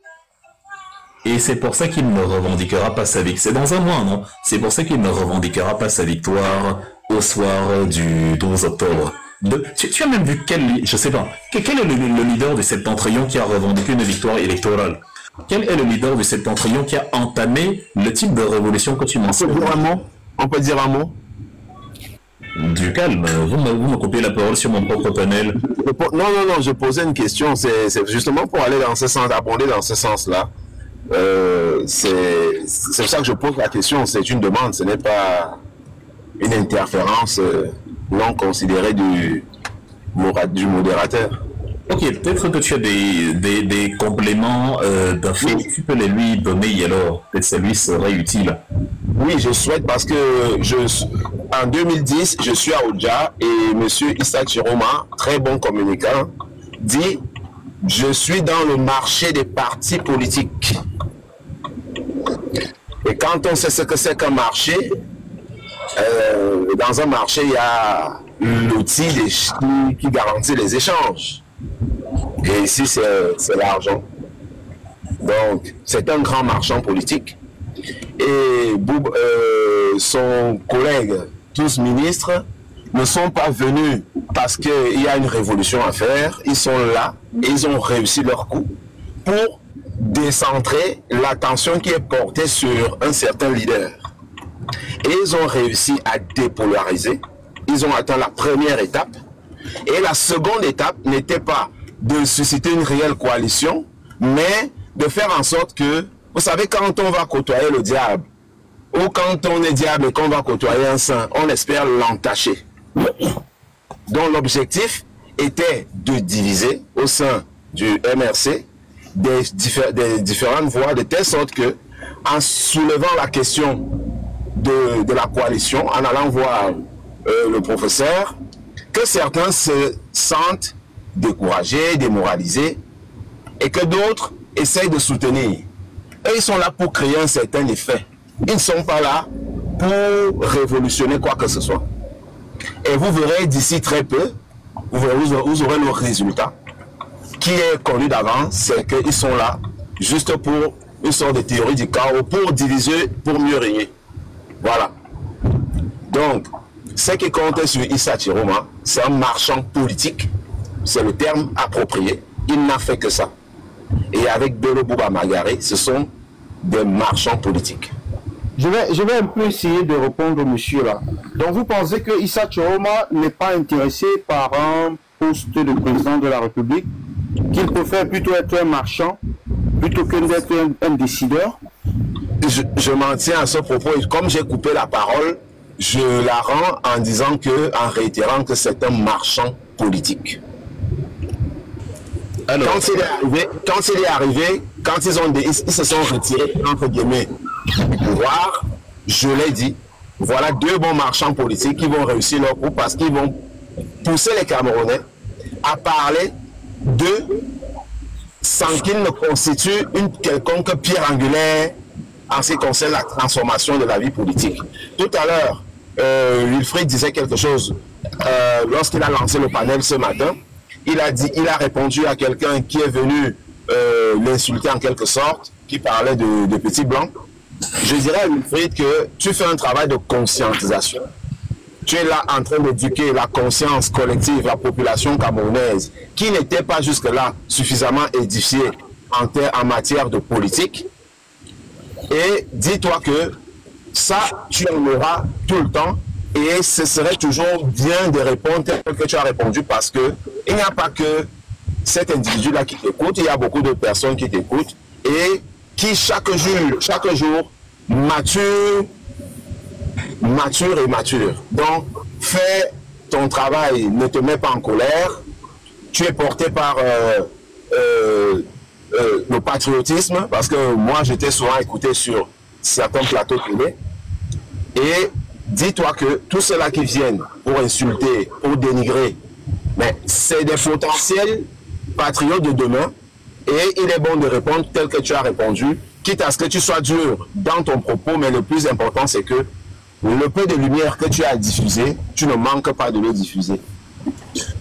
Ok, thank you. Bon, alors les gars, là il est 13h10, je vais dans une demi-heure devoir partir parce que je dois aller à la télévision, je dois être, comme je vous ai dit, pour la promo de l'événement du 26. Ça fait que, Master, tu es arrivé, je vais te donner 10 minutes. Je vais donner à ceux qui viennent, enfin à ceux qui n'ont pas encore parlé, à ceux qui ont déjà parlé, je vais donner, on va dire, 1 minute et demie, un truc comme ça pour conclure. Et ceux qui n'ont pas encore parlé, entre 3 et 5 minutes. Comme Master est la seule femme ici, et comme je l'attendais depuis, je sais pas pourquoi elle arrive maintenant. Je ne peux malheureusement pas tenir le live toute la journée vu que je dois sortir, c'est dommage. Je vais, voilà, donc parce qu'il faut que à 13h45, j'ai clos le panel au plus tard 50, un truc comme ça. Donc on va commencer par trop c'est trop, on pourra poursuivre cet échange après, mais je préfère te dire que mon panel n'est pas le meilleur endroit pour faire la pub de Chiroma. Ça me fait même mal parce qu'il y a 500 personnes ici. Je n'ai aucune envie de faire sa publicité devant autant de gens, mais aucune. Quand moi je précise qu'un truc est un non-événement, ça ne sert à rien. En fait, garde à l'esprit que si comme Thomas n'a pas réussi à me convaincre de Chiroma, ce n'est pas vous qui allez y arriver. Vous savez bien qu'il était le mieux placé pour me persuader de ça. Et s'il n'y parvient pas, laissez tomber. C'est peine perdue. Et c'est tellement peine perdue que je sais même pas. Parce que si ce n'est que pour l'argumentaire, je peux trop expliquer pourquoi c'est pas l'homme en question. Donc, voilà. Laisse-moi ta position. Oui. Donc voilà, merci de respecter ma position. Quant à moi, je ne comprends pas du tout les vôtres. Pas du tout. Donc, on ne peut pas comprendre une Wolowos. C'est difficile de comprendre la motivation d'une Wolowos. Voilà, tu prends plusieurs plantins la même soirée, ça fait bizarre. Ça fait bizarre. Ça n'honore pas, ça ne t'honore pas en fait. C'est-à-dire, c'est voilà. C'est ça en fait. Donc, CMH 190. I'll give you 3 minutes si tu nous écoutes. Désolé pour le temps court, mais il faut que je parte. Des obligations plus urgentes me réclament. CMH 90. Bon, malheureusement, on n'a pas le temps d'attendre tout le monde. Hein. Boya, en bas, là, tout en bas, en bleu, c'est Boya Update. Est-ce que tu peux désactiver ton micro et parler? Il y a update. Merci, tu m'écoutes? Tu m'entends? Oui, je t'entends. Ok, merci beaucoup, merci. Je suis très content d'être là aujourd'hui. Franchement, je vais commencer avec ma mère. Ma mère que j'ai poussée s'inscrit. Le jour que je dois faire comprendre que le professeur Kanto n'est pas... Il n'est plus candidat. Et après, quelques jours après, je leur dis peut-être ne déchire pas ta carte, peut-être on va... Elle va dire si j'ai récupéré l'argent quelque part, il faut que je parte rembourser. Donc je peux comprendre comme toi, parce que je suis No Kanto Novo depuis très longtemps. Parce que c'est lui la seule personne qui est crédible. Il a pris le temps de travailler sa masse critique. Même moi, qui ne pensais même pas, parce que je suis un fédéraliste, je vois la discrimination que le Cameroun francophone a imposée chez nous, parce que je suis une victime. Et je me suis dit non, ça ne vaut pas la peine, mais je ne veux pas la séparation non plus. Mais je pense qu'on peut avoir une structure du fédéralisme où chacun va avoir son je ne sais pas, son mot à dire. Combien de fois on m'a chassé dans le bureau parce que je n'arrive pas à m'exprimer en français à l'époque, mais j'ai fait tout pour parler le français. Maintenant, ce que je vois, si le professeur Kanto dit qu'on laisse tomber, moi je laisse tomber. Parce que je sais que c'est lui la seule personne que je crois. Mais il y a une dynamique qui est en train de se créer, parce qu'on devait sortir le 5, ou bien un peu plus tôt. Si on peut même sortir aujourd'hui, moi je suis preneur. Parce que nous sommes dans le maquis depuis 2017 qu'on a imposé. J'ai perdu mon père grâce à ça. Vous pensez que moi je n'ai pas pris le toto, mais je pense que si ça arrive à ce niveau, mais tout le monde va entrer dedans. Parce que j'ai subi. Quand je vois la vidéo du professeur Kanto hier qui parle de... Il visite Omniobé, le tombe de Omniobé et Aïdjo au même moment, mais il fait un mélange. C'est ça qu'il est en train de faire, qu'on a vu en Afrique du Sud, quand on dit réconciliation. Le Cameroun ne peut pas avancer, parce que je connais des gens qui m'ont fait de mal. Donc si on ne fait pas ce qu'on appelle la réconciliation, je ne pense pas que je peux vivre avec ce genre de personnes. Donc il est dans une démarche où il dit que ok, we have to find a balance. On ne peut pas avancer comme ça. On dit non, on oublie ce qui s'est passé et on avance. Non, les gens vont vivre avec les traumas. Ce que je vois, hein, si le professeur Kanto décide, parce que je sais qu'il est très intéressant, comme tu es son conseil, il y a beaucoup de conseils aussi. Il y a les gens qui sont pour, il y a les gens qui sont contre. Moi, je pense qu'on peut créer une masse critique. On peut faire sortir les gens. On peut sortir. Ouais. Mais c'est le temps et un prétexte. Quel prétexte qu'on va utiliser? On a raté. Parce qu'on nous a divisé. On connaît les Camerounais, que les Camerounais, ce sont les gens qui se retirent. Les anglophones disent it's our problem. Les francophones ne nous concernent pas. Les problèmes, ce n'est pas notre problème. Les gens du Nord ont dit non, c'est les gens du Sud. Les problèmes ne nous concernent pas. C'est pour cela qu'on a partagé les candidats, mon avis. Tout à l'heure, on a donné à Kéramoun en Nord-Ouest, et Joshua aussi, Sud-Ouest, même si on ne le reconnaît même pas là-bas. Et on vient dans, on voit le Noun dans le Djoya, on le donne parce qu'ils sont un peu, ils sont en mouvement. Au Nord, on partage avec Belobouba Magari, les Kava, dans le centre-sud, comme ça, et l'électorat, pour faire en sorte que quand on va refuser la candidature du professeur Kamto, on va dire qu'on va sortir, les autres auront dit non, ils veulent gâter notre élection. C'est ça qu'ils ont fait. Et ils ont reçu les coups parce que les Camerounais finalement n'ont pas sorti. Maintenant, comme le professeur avait dit, on va danser dans les musiques qu'ils vont mettre, on va danser. Maintenant, ils ont choisi les candidats. Pourquoi on ne peut pas entrer là-bas dedans? On crée une masse critique, on choisit quelqu'un. Ça, c'est mon avis. On choisit Ok, je vais vous dire, écoutez, je vais vous dire une bonne fois pour toutes, franchement. C'est la dernière fois que je laisse sur mon panel des gens qui viennent me parler de Chiroma. C'est la dernière fois, je ne fais plus ça. Non, je ne parle même pas je ne donne même pas un nom, hein, franchement. Non, de coalition. En fait, ce que je suis en train de... En fait, on ne s'est pas compris. Si quelqu'un n'est pas pour la révolution, qu'il aille sur les panels où on parle de l'élection. Ce n'est pas ici. Arrêtez. Ne venez plus faire ça ici. C'est-à-dire, c'est la dernière.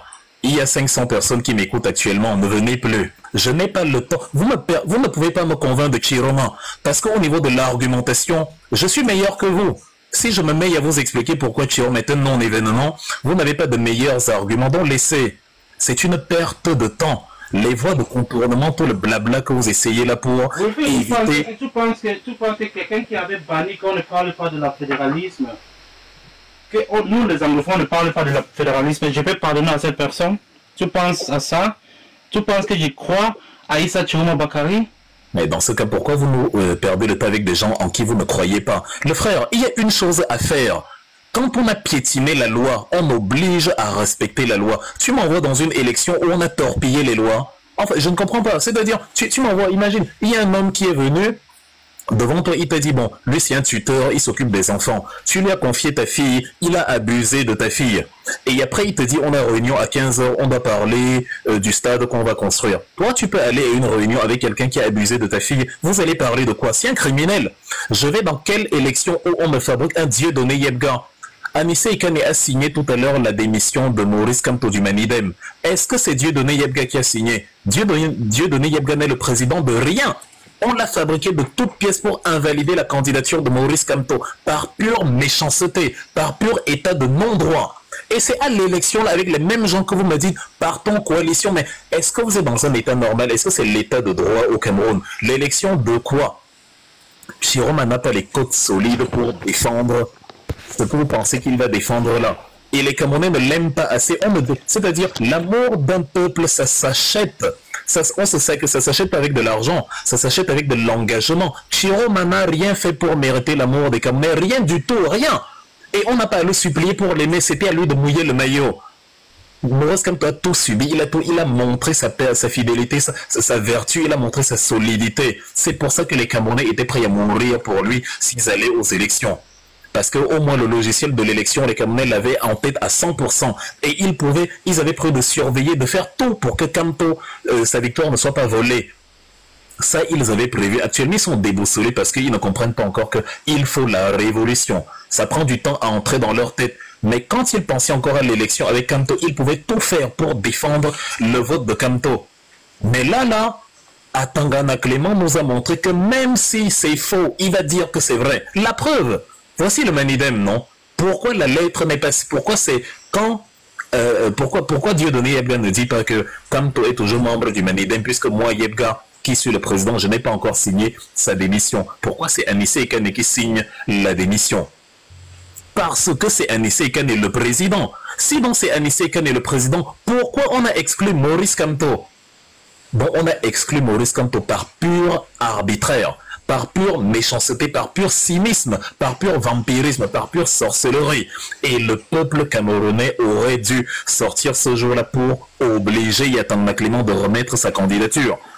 Au lieu de ça, on regarde et on demande à Kamto, lui encore, dans une élection, on l'a jeté à la poubelle, où les Camerounais ont eu du mal, depuis un mois, même pas un semblant de manifestation. Même ici en diaspora, quand on organisait l'événement de Genève, tu entends des Camerounais disent « Ah, ça ne va même pas marcher, il n'y aura même pas 200 personnes. » Donc, ni en diaspora, ni au Camer, les Camerounais ne veulent rien faire pour MK, mais ils veulent quand même que MK, qui a été exclu et privé de ses droits, se mouille encore pour eux et vende sa crédibilité auprès d'un homme qui n'a aucune crédibilité. J'ai deux exigences envers Chiroma et les autres. La première, en tout cas en ce qui concerne Chiroma, la première, j'aurais bien aimé quand il a parlé, quand il a fait le communiqué sur la candidature de MK, il aurait dû exiger. Vous avez dit que les nordistes sont courageux, vous voyez le courage là-haut depuis. Moi, je les vois seulement se réunir pour Bello et Chiroma Bakary. Je ne vois pas de conscience nationale là-dedans. Il aurait dû dire à monsieur, comme les Babana, soi-disant, sont très courageux, il aurait dû dire à Tangana Clément, j'exige que tu réintroduises la candidature de MK. Car elle a été jetée frauduleusement. Si tu ne fais pas ça, mes Babana vont venir renverser ta voiture et brûler ta maison. C'est ça que j'aurais voulu voir. C'est ça le rapport de force. Vous me vendez un courage des Babana qui n'existe pas. Je ne les ai jamais vus porter une révolution depuis que le Cameroun existe. Moi, je ne sais pas, les gens ont pris que les gens du Nord sont plus courageux. C'est les Bamileke et les Bassa en majorité qui ont porté l'UPC, les grandes contestations du Cameroun. C'est les Bamileke, les anglophones et autres entités du reste du pays. Il y avait des gens du Nord, c'est clair, mais principalement, c'est les Bamileke, les anglophones qui ont porté Nigel Frondi dans les années 92. Et en 2008, c'était les Camerounais dans leur ensemble qui protestaient contre la vie chère. Et en 2018, pour Kamto, c'était pareil. Les Camerounais dans leur ensemble qui protestaient contre le hold-up électoral, les fonds de la CAN et la guerre du Nozo. Le régime a même dit que c'est les Bamileke qui partaient marcher. Donc même le régime a dit c'est les Bamileke les plus courageux alors qu'on tirait sur les gens. Donc, ce qu'on veut nous vendre là qui n'existe pas là, je refuse. C'est pour ça que je dis c'est la dernière fois que je laisse ma page servir de promotion pour Chiroma. Ce n'est pas un sujet chez moi. Le prochain, ici on parle de la révolution de A à Z. Celui qui parle de Chiroma va ailleurs. Ici c'est le renversement de la dictature par la rue. Comme au Népal. C'est ça qui va libérer le Cameroun. Ce que vous faites là à côté ne va donner rien du tout. C'est une perte de temps. Notre mobilisation à Genève a pour but de galvaniser les Camerounais et de leur montrer que nous, ici en diaspora, même comme on n'a pas vos problèmes, on sacrifie le temps, l'argent pour se mobiliser et condamner le non-droit qui a eu lieu au Cameroun. En Suisse, là-bas, Léopold Biya vit le plus clair de son temps, parce que la place des nations est près de l'intercontinental. Jamais en Suisse, on ne peut laisser passer un truc comme ça. Ce serait le cas. Jamais. Mais tu es fou. En Suisse, tout ce que les gens font, c'est légitimé par ce qu'on appelle la votation, dont le peuple accepte que oui, le gouvernement peut faire ci, peut faire ça. Si le peuple n'accepte pas, le gouvernement ne peut rien faire. Donc tout se décide avec le peuple en Suisse. Et là, on a quelqu'un qui vit en Suisse toute sa vie, il arrive au Cameroun, le peuple, il s'en fout, il veut juste rester au pouvoir, quitte à piétiner le droit. Bon, on part dire aux Camerounais là-bas, on part envoyer le message aux Camerounais, et avec ce lieu symbolique à plusieurs titres. C'est les Nations Unies sont là-bas, Umniobe est aux Nations Unies, certes à New York, mais c'est le même siège, c'est les Nations Unies. Bon, nous aussi on va aux Nations Unies comme Umniobe, porter un message, et on a pensé de mobilisation, justement, deuxième symbole, dans un territoire qui pratique la démocratie à outrance, pour dire que on ne peut pas accepter le non-droit dans un pays, comme le Cameroun, où le président passe tout son temps ici, dans un pays de droit, en Suisse. Donc on ne veut pas, c'est-à-dire l'élection là, en principe dans un pays normal, l'élection là ne se tient pas. Vous nous envoyez au même au juste. Il n'y a aucune raison de tenir une élection au Cameroun. C'est juste que le peuple a banalisé le non-droit. On piétine le droit. Les gens ont oublié. Personne ne parle d'Atangana Clément. Personne ne parle de Tanganji. Personne ne parle d'Éric Essoussé. Tous ceux qui ont violé les lois, personne n'en parle. La seule victime devient maintenant le coupable. Ah, Kamto doit dire, si Kamto ne dit pas si. C'est ça la zombification dont on a été victime. Où à chaque fois, dès qu'on fait du mal à Maurice Kamto, le régime s'arrange à orienter les culpabilités. Il fait que vous oubliez que c'est lui la victime. Et c'est à lui que vous demandez des comptes à chaque fois. On a empêché Kamto d'aller aux élections en 2020. On a refusé qu'ils signent les candidatures. On a refusé que des militants battent campagne. Quand Kamto dit, donc bon, dans ces conditions, je ne pars pas, ça devient que c'est lui qui a boycotté les élections. La même chose, on l'empêche en 2025 d'aller aux élections. Et maintenant, vous dites que s'il ne donne pas la consigne de vote, vraiment, ce sera sa faute. Mais à chaque fois, regardez bien comment on vous amène à inverser les culpabilités. Moi, je refuse. Ce sera sans moi. Il n'y a pas d'élection en octobre. Ce qui délivre le Cameroun, c'est ce que vous avez vu au Népal, là. Il faut aller prendre, cueillir à Tanganji à main nue, l'attacher et le faire asseoir nu sur la place publique pour qu'il demande des excuses au Camerounais de tout le mal qu'il a fait. C'est ça qui va sortir le Cameroun de la panade. Si vous ne faites pas ça, c'est 43 ans de dictature. C'est-à-dire, il n'y a pas de raccourci. Même si, comme tout le monde dit pas. Ce que tu dis, tu as totalement raison. Franchement, parce que c'est parce que moi j'ai fait une proposition dernièrement, ça fait peut-être 2 mois, où j'avais dit, on entre dans une révolution, on ne peut pas ça. On peut faire sortir les gens. Le RDPC nous a montré comment il fait sortir les gens en route. On peut cotiser l'argent, on fait sortir les gens au Cameroun. C'est possible. Je ne veux pas dire que nous, les Camerounais, sommes les lâches. Pas dire les francophones, franchement, parce que quand on observe, le 5, les gens devaient sortir au plus tard le 6. Mais ils n'ont pas fait. Qu'est-ce qu'ils ont fait maintenant? On reste tranquille. Parce que... Master, prends la parole. Je dois partir. Je partais à 45. J'ai même été long. On ne peut pas vous expliquer un truc comme ça. Qu'est-ce qu'on fait maintenant? On ne fait rien. Ce que j'expliquais là, c'était en espagnol. Je viens d'expliquer. C'est pour ça que je dis qu'on doit faire sortir les gens. Parce qu'on est en train de bavarder et je suis donc en train d'aller faire la pub. Tu vois, là où je suis moi, je pratique ce que je demande. Je suis en train d'aller à la télé pour faire la promo de l'événement de Genève. Parce que les Camerounais de la diaspora, au lieu de nous aider à faire la communication, tu as des sorciers qui viennent te dire « Ah, on a fait ça par le passé, ça n'a rien donné, il n'y aura même pas 100 personnes là-bas. » Donc, ils ne voient pas qu'ils sont en train justement de faire ce que la mauvaise nouvelle qu'ils sont en train de dire, on appelle ça une prophétie auto-réalisatrice. C'est-à-dire, je sais qu'un truc peut fonctionner si je milite, si je m'engage, mais je préfère ne pas m'engager, juste pour que ce que je dis ait lieu. Comme je ne veux pas qu'il y ait toute petite action est utile, donc on ne peut pas négliger tout ce que les gens... C'est ça donc que je suis en train d'aller faire, et la mobilisation aura ce but. Donc que les gens arrêtent de nous demander qu'est-ce qu'il faut faire pour ça. Non, on fait déjà ce qu'on peut. Ce n'est pas de notre faute si les Camerounais sont incapables de sortir, alors qu'on viole les lois sous les yeux tous les jours. Tu penses que c'est normal quand un Camerounais dit qu'il a besoin d'un prétexte ou d'une étincelle? Qui te dit que la victoire volée est le pire crime commis contre le peuple camerounais? Ce n'est rien. L'élection présidentielle, c'est rien du tout. Il y a des pays qui n'ont pas de président. Est-ce que la Suisse a un président? La présidentielle, c'est rien. C'est la violation de la loi qui pose problème. C'est-à-dire les droits élémentaires d'un Camerounais qu'on piétine. Voilà le vrai crime. Si ce n'est que la présidentielle, un pays peut fonctionner même sans président. La Suisse n'a pas de président. La Suisse a un collège de 7 personnes qu'on appelle le Conseil fédéral. Master vit en Suisse, elle te le dira. Ils n'ont pas de président et c'est quand même un pays parmi les plus riches du monde. Vous connaissez les grandes sociétés suisses, Nestlé, Rolex qui sponsorise même les championnats de golf hyper sponsorisés à coups de milliards. Le maître chocolatier, vous connaissez Nestlé, Nescafé, Cube Magie, tout ça c'est des trucs suisses. Donc, c'est ça, là, en fait, ce que nous recherchons. Merci, Wilfried. C'est pour cela que je suis pour le fédéralisme, parce qu'on veut que chacun joue son truc comme il peut. On en fout.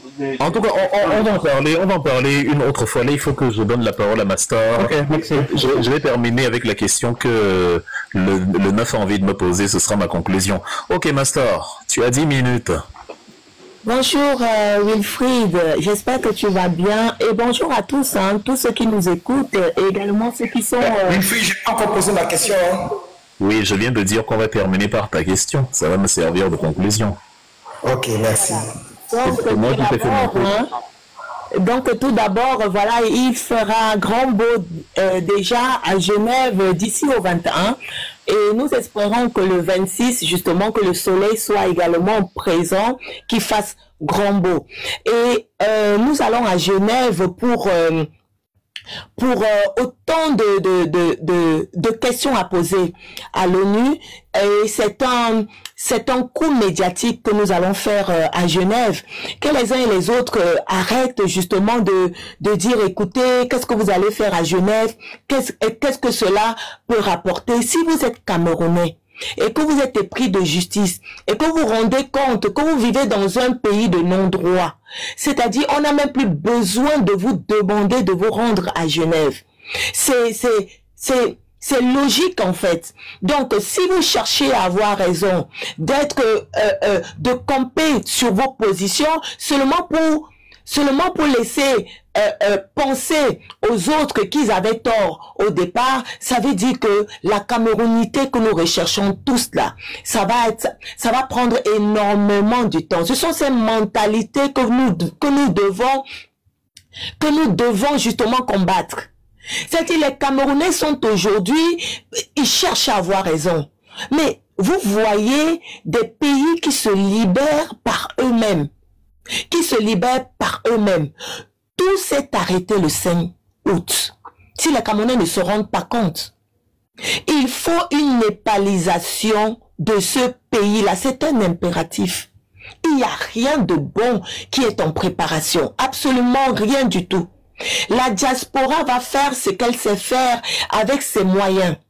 Mais tout ne s'arrêtera pas dans la diaspora. Il faudra que sur le plan national, là-bas, qu'enfin que les Camerounais puissent se porter les burnes. Quand je parle des burnes, nous comprenons.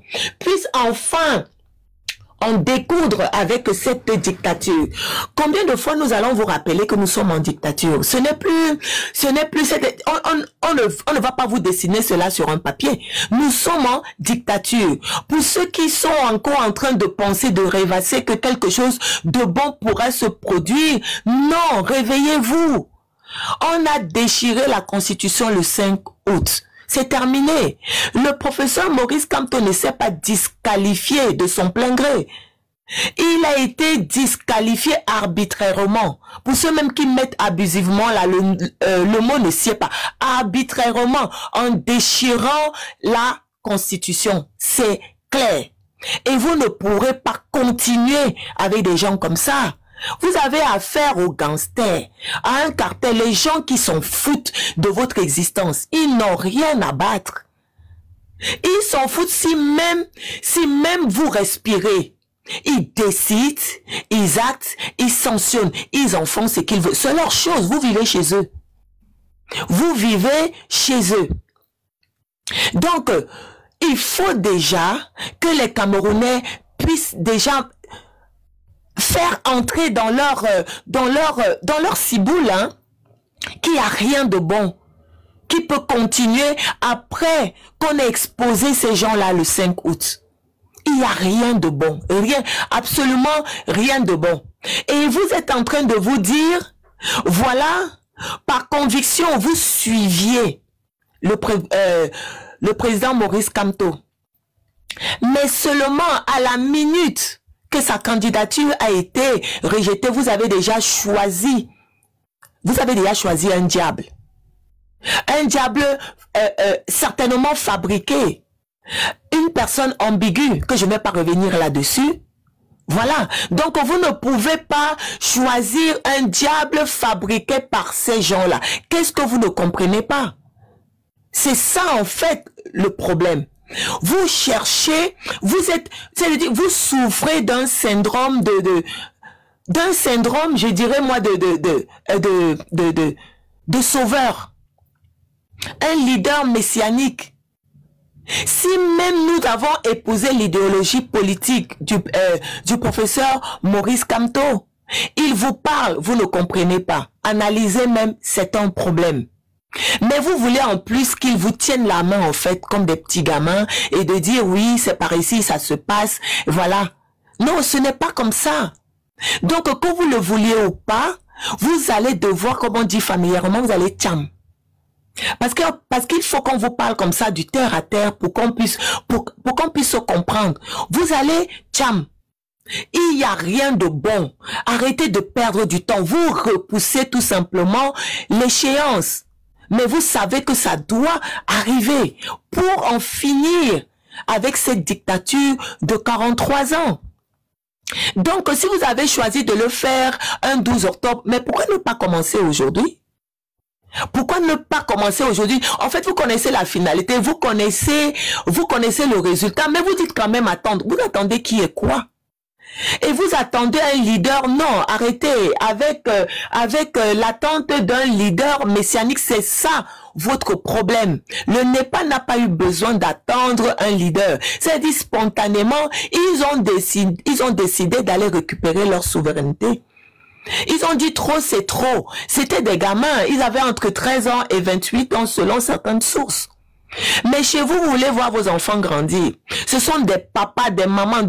D'aucuns même disent il faut mettre nos mamans au devant, au premier peloton. Mais vous êtes sérieux? Les mamans peuvent-elles courir? Hein? Ce sont les mamans de qui là que vous voulez mettre devant. Et vous voulez en plus mettre des femmes. Quand vous regardez les vidéos au Népal là, vous avez vu combien de femmes? Vous avez vu combien de mamans en première ligne? Il n'y en a pas. Donc les hommes là, au Cameroun, les garçons princesses là, vous allez devoir remettre vos culottes. Arrêtez les perruques, arrêtez arrêtez tout ce que vous portez là. C'est fini maintenant la marche arrière. Maintenant vous allez vous affirmer comme des hommes. Il faudrait qu'on vous dise ça. Sinon nous sommes repartis pour non seulement les 7 ans supplémentaires, mais encore peut-être même pour 50 ans à venir. Les 50 prochaines années à venir. C'est-à-dire ils vont hypothéquer une génération future. Vous êtes seulement conscient? Vous dites, voilà, on va faire comment? Qu'est-ce que nous pouvons faire? Ce n'est pas normal. Oui, mais quand vous dites déjà, ça veut dire que vous êtes résigné. Ça veut dire déjà que vous avez abandonné. Le professeur Maurice Kamto a 72 ans. Cet homme est au four et au moulin. Il est partout, c'est-à-dire même là où on pense qu'il n'y est pas, on le trouve là-bas. Il a 72 ans. Il y a des jeunes, on dit la jeunesse c'est le fer de lance de la nation. Elle est où cette jeunesse-là? C'est dans les bars? C'est dans les Nganda? Elle est où cette jeunesse? C'est la jeunesse qui va aller braver le désert. C'est la jeunesse qui est dans tout et n'importe quoi, essayer justement de trouver les moyens pour quitter le pays. C'est ça cette jeunesse-là. Donc il va falloir en découdre avec ces gens. Nous n'avons aucun choix. On ne peut même pas reculer. Ces gars-là nous ont poussés jusqu'à nos derniers retranchements. Nous sommes dos au mur. Nous sommes dos au mur, on ne peut plus rien faire. Donc Genève, Genève c'est une action citoyenne. Tout Camerounais de tout bord politique doit s'y rendre et de décrier là-bas, d'aller demander des comptes à l'ONU. Que qu'est-ce qui se passe dans notre pays? Vous êtes dans quoi? Et c'est à la veille des présidentielles à venir. C'est une première. C'est une première dans l'histoire des élections dans le monde entier, qu'à la veille, il y a une mobilisation que je souhaite et je crois qu'elle sera massive pour dire ce qui est en préparation là. Nous ne sommes pas concernés. Et vous qui êtes venus vous immiscer là, vous qui êtes venus vous impliquer, donnez-nous des comptes. Nous voulons comprendre pourquoi. Ça c'est pour la diaspora. Hein? Ça c'est pour la diaspora. Mais les Camerounais au pays là, arrêtez d'attendre sur la diaspora. Et c'est comme ça que les Camerounais doivent se libérer, ne plus attendre sur un leader. Il n'y a pas de leader. C'est-à-dire, chaque Camerounais est désormais un leader. Un Camerounais peut se lever et dire, aujourd'hui, ça s'arrête. Hein? Aujourd'hui, ça s'arrête. Nous finissons avec ça. Aujourd'hui, ça s'arrête. C'est pour ça aussi, de manière construite, on a commencé déjà à impliquer les Camerounais en parlant du sifflet national, des mamites républicaines, ainsi de suite, parce que ce peuple n'est pas aguerri. Ce peuple n'est pas aguerri. Ce peuple ne sait même pas, ce peuple n'a jamais vécu de révolution. Je sais même pas si au Népal, je sais pas, peut-être que là je me trompe. Le peuple camerounais ne connaît pas de révolution. Le peuple camerounais est juste résigné. Le peuple camerounais subit. Mais ne dit mot. Attends que le professeur Maurice Kamto aille dire fonce à étudier, aille choper le papier national et lui dit bon, il est temps papier que tu rentres au village parce que nous en avons marre et vous n'attendez que ça. C'est pour ça que j'ai parlé des hommes couillus. Ça va se faire. C'est juste, n'attendez plus un quelconque, c'est-à-dire un quelconque mot d'ordre. Attendre un mot d'ordre, ça voudrait dire qu'on est faible. Nous ne sommes pas des faibles, n'est-ce pas? C'est nous le continent. Non, agissons donc comme des continentais. je ne sais pas si on peut les appeler comme ça, les continentaux, vous n'avez que la grande gueule en Afrique, là-bas, avec la Côte d'Ivoire un peu partout. Il est temps d'agir. Il est temps. Voilà, donc arrêtez de repousser l'échéance. Vous dites le 12, il n'y a rien le 12. Et vous n'avez aucun leader, qu'il soit le professeur Maurice Kamto, qu'il soit du côté il n'y a rien. Il n'y aura rien du tout. Donc tout ça pour moi, ce sont des agitations puériles. Mais il faut commencer à battre, il faut battre le fer quand il est chaud. Imaginez-vous que vous descendez déjà massivement dans la rue. Maintenant, cette mascarade du 12, ça va s'arrêter. Et comme nous allons à l'ONU, là, comme Wilfried l'a si bien dit, c'est pour galvaniser. Donc, s'il y a une répression au Cameroun, quand les Camerounais vont enfin s'exprimer, mais l'ONU ne peut que acter. C'est-à-dire, nous allons mettre les points sur les i. L'ONU a déjà sorti un communiqué, un avis. Nous allons récupérer ces propos pour dire, ben voilà, tu as vu juste, même si nous savons que tu es complice, tu as vu juste, bon, maintenant on fait comment? Comme ça, quand les Camerounais vont descendre dans la rue là-bas, au Cameroun, là, s'il y a répression, voilà, on va acter. Je vous dis, il y a énormément de choses qui pourront encore se faire. Donc, c'est ce que je voulais dire, Wilfried. Merci beaucoup. Je vais pas te retarder. Merci à toi, ma star. C'était très profond. Je ne sais même pas quoi ajouter. Monsieur le 9 va me poser une question. Il voulait poser une question depuis. Donc, on va terminer par la réponse à sa question. Donc, petite pause publicitaire. Pour ceux qui, peut-être la dernière fois, n'ont pas eu les informations relatives à mes livres, si vous voulez obtenir petite pause publicitaire, je disais, parce que j'ai sacrifié énormément de temps à parler avec vous de ces choses, c'est physiquement compliqué, et en plus je dois partir à la télévision. Donc voilà, vous allez à votre tour mettre la main à la pâte. Pour ceux qui veulent obtenir, comment faites venir la balistique? C'est fini, je vais juste répondre une dernière question et après je vais partir. Pour ceux qui veulent obtenir mes livres, disais-je, il suffit que vous m'écriviez dans la messagerie, je vous répondrai dans les transports. Pour obtenir un exemplaire dédicacé de mon livre sur la politique, tu dois t'impliquer. Le prochain live que je vais faire sera un live en mode conférence. Je vais vous faire un monologue, vous allez subir ma tête pendant assez longtemps, parce que je vais certainement le faire en vidéo, comme je le fais déjà en grande partie ces derniers temps. Et voilà, donc en attendant, si vous avez besoin d'un exemplaire, enfin, si vous avez besoin, je vous conseille vivement, je vous l'exige même presque, si vous tenez vraiment à mieux comprendre la politique et à mieux comprendre pourquoi je ne soutiens pas Chiroma, parce que l'une des raisons est dans le livre. J'ai parlé de ça en 2019, la raison pour laquelle j'ai choisi le MRC, je crois que c'est la raison numéro 4, parce que j'en ai énuméré plusieurs, je sais plus trop dans l'ordre, 4 ou 5, enfin, vous allez identifier le motif concerné assez facilement. Il vous permet de comprendre pourquoi je ne peux pas soutenir une consigne de vote envers Chiroma. Parce que les raisons pour lesquelles j'ai choisi le MRC sont à l'opposé total des raisons pour lesquelles vous me demandez de choisir Chiroma ou je ne sais qui.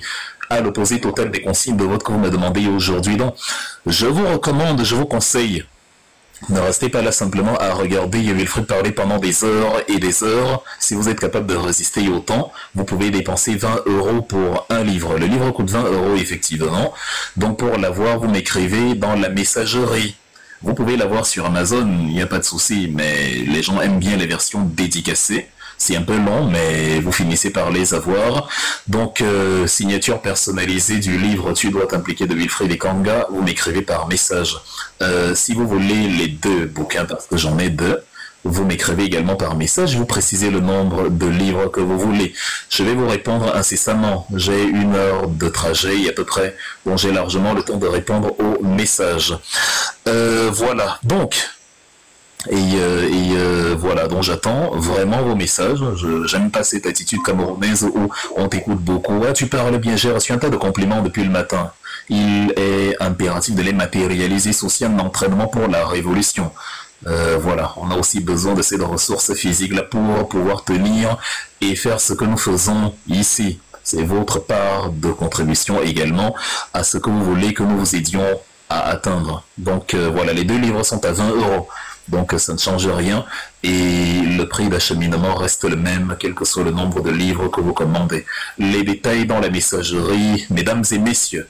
Je vais prendre les questions de notre frère le 9 et on va terminer avec lui. Vas-y, qu'est-ce que tu voulais me demander? Do you understand me? Est-ce que tu entends? Ah oui. Oui, mon micro était fermé. Ouais, monsieur Wilfried, ma question est très simple. Hein. Si jamais, on sait parce que comment l'avenir nous prévient, si jamais les choses ne marchent pas comme vous le souhaitez, est-ce que si le gouvernement vous appelle de venir travailler avec eux, vous allez un jour partir? Vous qui voulez faire que les choses changent dans le pays, si vous proposez de venir travailler avec eux pour développer le Cameroun d'une autre manière, est-ce que vous allez accepter? Attends, le gouvernement, soit précis, qui exactement? Ngongo, Paul Biya? On a vu le professeur Maurice Kamto marcher avec Bello Bouba. Si jamais Bello Bouba gagne le pouvoir demain, on vous demande de venir. On vous demande de venir dans son nouveau gouvernement. Est-ce que vous allez accepter? Vu que depuis le départ, vous dites que vous n'êtes pas d'accord avec la démarche que le professeur Maurice Kamto est en train de prendre. Est-ce que vous allez accepter de travailler demain si jamais Bello Bouba gagne les élections avec lui dans son nouveau gouvernement? Dis-moi, si tu te transformes en fille maintenant, donne-moi le nom d'un garçon avec qui tu aimerais sortir.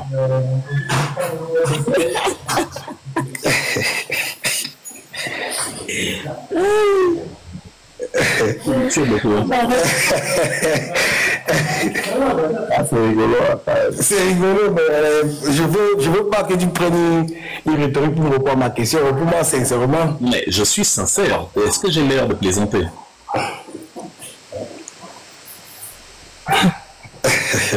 Bien, c'est impossible, hein? Ouais. Sache donc que c'est impossible que Bello Bouba gagne l'élection présidentielle. Impossible que toi tu te transformes en fille maintenant. Impossible. C'est comme si tu es capable de répondre, de donner le nom d'un garçon avec qui tu sortiras si tu te transformais en fille maintenant comme Ranma un demi.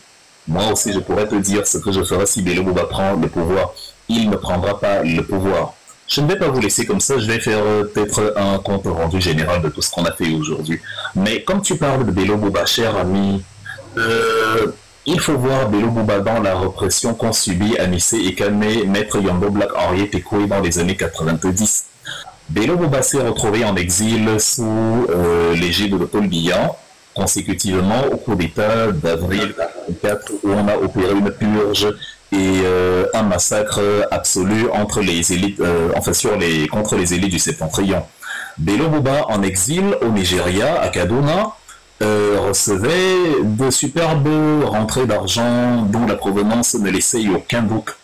Et en contrepartie, officiait comme une sorte d'indice pour le gouvernement, ce qui facilitera d'ailleurs à un moment donné son retour au Cameroun. On va vendre ça comme le pardon issu du multipartisme qui est survenu dans les années 90 et tout, mais nous savons ce qui s'est passé. C'est sous la houlette des Bello Bouba que le régime va savoir par exemple que il y a un travail sur des mémorandas qui réclament la matérialisation des syndiqués des formations politiques au Cameroun à une époque où les partis politiques sont interdits. C'est ça qui va conduire en février 90 à l'arrestation de Yombo Black, Anissé Kané et autres parce que on va perquisitionner leur domicile et on va se rendre compte qu'à l'intérieur il y a effectivement des documents, des mémorandums pour les partis politiques, pour la création des partis politiques. Donc tu me demandes ce que je ferais si des gens qui ont usé d'une telle perfidie et qu'on n'a jamais vu dans l'opposition venaient à prendre le pouvoir. C'est Bello Bouba qui en 92 n'a pas fait le travail qui aurait dû être le sien au sein de l'UNDP avec une vraie coalition de l'opposition, UPC et consorts. On a plutôt eu le RDPC qui a obtenu la majorité absolue avec le MDR qui s'est allié notamment. Bello Bouba n'a jamais, au grand jamais, je n'ai pas souvenir d'énoncer quoi que ce soit de ce qui se passe au Cameroun. En tout cas de mon vivant, Bello Bouba a été ministre de Paul Biya très taciturne, c'est-à-dire qu'il ne parle pas, il est muet. les attitudes de Paul Biya. Il ne parle pas, il est invisible, il est élitiste, il est distant, il est fermé, en plus il est de la vieille école. Les gens demandaient un jeune au pouvoir, mais nous demandent maintenant de voter pour des gens qui sont plus vieux que Maurice Kamto. C'est inouï. Donc ça c'est bon pour Bello Bouba. Maintenant, pour ne pas le condamner à fond, parce qu'il ne faut pas qu'on dise que voilà, Wilfried, un proche de Kamto qui dit ça de Bello Bouba, il nuit à la coalition. Je demande à Bello Bouba ce que j'ai demandé aux autres laissez Maurice Kamto tranquille. Faites la coalition du renoncement. Faites la coalition du on n'accepte pas la barbarie électorale qui s'est passée au Conseil constitutionnel. Je peux travailler avec des membres du gouvernement actuel s'ils respectent mes conditions à moi. Tu vois, pour Maurice Kamto, dans les années 2000, il y avait une urgence. Le Cameroun était en plus ou moins en danger imminent de guerre bilatérale avec le Nigeria. C'est quand même un truc assez compliqué. Et il y avait quand même une région riche en ressources qu'on peut exploiter même dans 50 ans quand il y aura un vrai gouvernement dont les enjeux étaient colossaux. Kamto est allé là-bas pour résoudre la crise. Déjà pour son pédigré, c'était bien à titre personnel parce que il n'était pas là pour chanter les Atalakou. Il travaillait à la frontière entre le Cameroun et le Nigeria, donc même pas vraiment au Cameroun. Il n'était pas vraiment ministre délégué à la justice. C'était juste un paravent, une couverture parce qu'il était en fait ministre des Relations extérieures.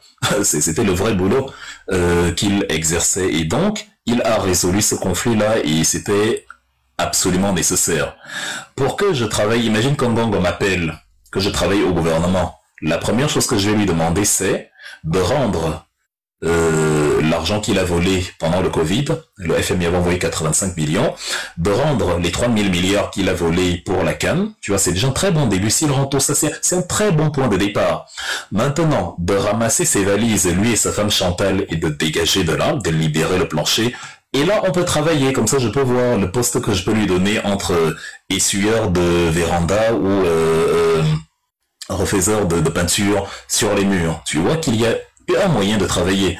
Quant à Bello Bouba, ce qui pourrait me faire lui accorder du crédit, c'est s'il décide que l'élection là, enfin s'il accepte de réaliser que l'élection là, dans un état de droit, ne peut pas se tenir. Dans un état de droit, une élection, c'est le respect des candidatures des uns et des autres, conformément à la loi. Ce n'est pas que je sais que Anissé Kane est le président, mais comme j'ai peur de perdre le pouvoir, j'invalide la candidature de mon opposant, et je me maintiens, et après je vends cela comme la démocratie. Je ne suis pas d'accord. S'ils le font, ça montre que s'il prend le pouvoir demain, il peut se sacrifier pour les Camerounais. Il faut être capable de payer un prix lourd.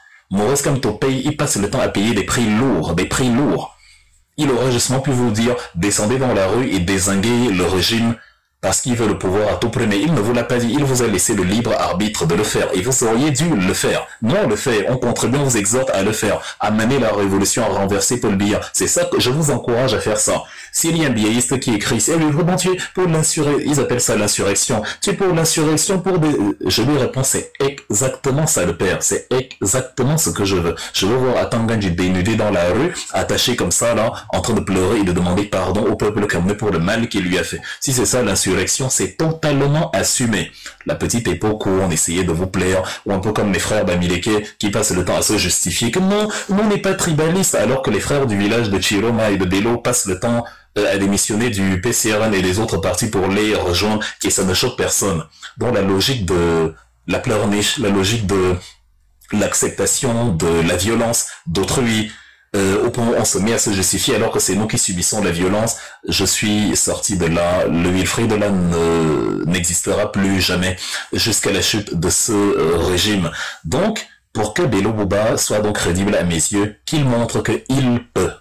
Il peut aller, il peut payer aussi le prix fort, il peut payer un tribut lourd, il peut renoncer, il peut prendre le risque de renoncer à être candidat en renonçant déjà ici à sa candidature et en exigeant tout en courant le risque que ce ne soit pas accepté.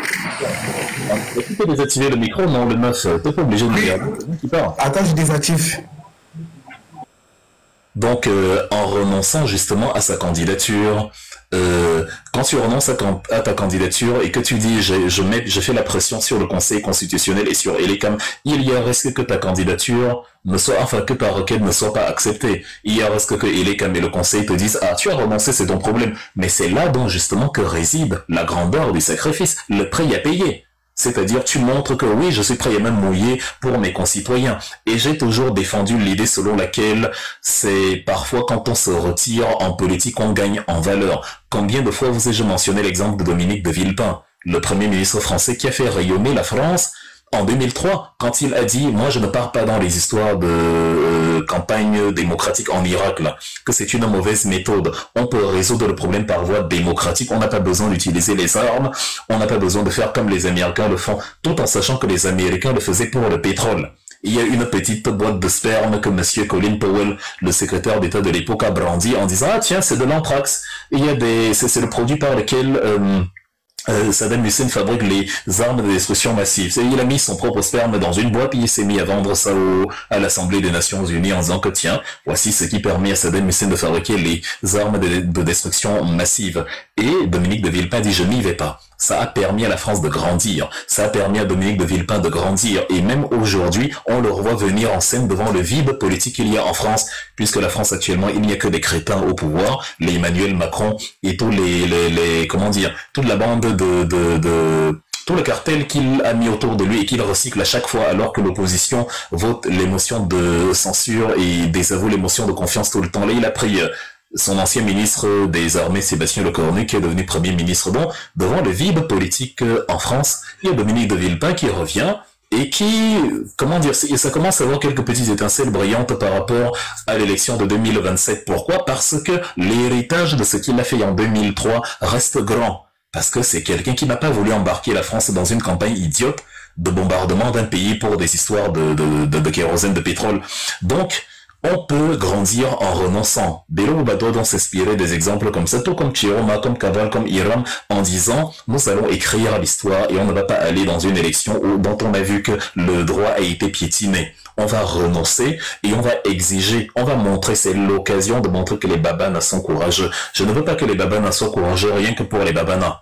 Ça, c'est une forme de tribalisme. Donc, si ce n'est pas eux, ils ne savent pas renverser les voitures du souple fait. C'est quoi ça? C'est pas moi qui parle. C'est vous qui dites qu'ils sont courageux. C'est vous qui avez mis le courage comme critère de comportement des babanas. C'est vous. C'est pas moi. Et je dis donc que pour vérifier ce courage, j'aimerais les voir renverser les voitures du souple fait comme on a invalidé la candidature de MK. Pourquoi la voiture d'Atangna Clément est encore debout? Pourquoi les babanas très courageux ne descendent pas à Yaoundé et ne brûlent pas? Je vais applaudir si on brûle la voiture. Je vais être heureux comme pas possible. J'encourage ça. Je réclame. Je vais applaudir. Parce que c'est une revendication populaire devant le non-droit. Et Atangna Clément ne doit pas être le seul à avoir le privilège de ne pas respecter la loi. Tu ne respectes pas la loi, la résistance devient un devoir. Tu romps le contrat social, tu me donnes les pleins pouvoirs de rompre à mon tour le contrat social. On va vous expliquer la politique en quelle langue. C'est un acte politique. C'est ça la révolution citoyenne populaire. Le peuple fait comprendre aux dirigeants qui ont peut-être oublié que respecter les lois n'est pas une donnée facultative. Donc c'est de ça qu'il est question. Alors il le fait. Ils renoncent tous et ils font une coalition du non, ça va leur permettre de gagner un poids politique. Et je suis convaincu à 1000% que si tous ces candidats-là, d'une seule voix, disent qu'ils n'y vont pas, comment dire, la nouvelle actualité politique que ça va créer au Cameroun va conduire à ce que justement comment dire, les cartes seront rabattues, il y aura plus de débats politiques à la télévision où on dit voilà, élection demain si tel fait coalition avec, tous les débats politiques seront orientés désormais sur comme tout va être rabattu là, comme les élections vont recommencer là, quelle sera la suite, quelle sera, bon, en fait on va vraiment enfin remettre, comme on dit, l'église au centre du village.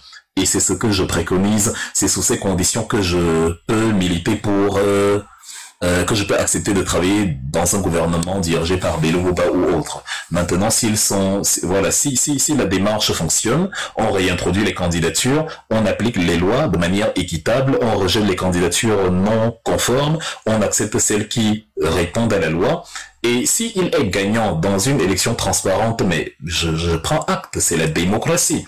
Donc c'est une question courte, mais dont la réponse demande vraiment d'être précisée. Pour finir, pour faire le condensé d'aujourd'hui, mesdames et messieurs, quand on dit le Népal nous parle, un ignorant m'a écrit en commentaire le Népal est loin, le Népal n'est pas le Cameroun. Je vais vous confirmer que le Népal c'est le Cameroun. Peut-être que vous venez de rejoindre le live, vous n'avez pas vu les similitudes qu'il y a entre le Népal et le Cameroun. Certes, c'est loin. C'est entre le Bangladesh, l'Inde Et voilà, c'est loin au pied de l'Himalaya, le Tibet, Bangladesh, Inde et consorts. Sauf que sociologiquement, politiquement, c'est assez proche, même historiquement, c'est assez proche du Cameroun. Le Népal, c'est 30 millions d'habitants comme vous, donc le poids démographique est le même. Le Népal, c'est une mosaïque d'ethnies, une soixantaine d'ethnies principales, une centaine, voire plus, 100 à 150 ethnies secondaires. Donc, comme au Cameroun, j'ai dit près de 200 ethnies, dont il y a énormément de diversité. Ces deux religions fondamentales, le bouddhisme et l'hindouisme, comme chez vous, le christianisme et l'islam, comme les religions principales.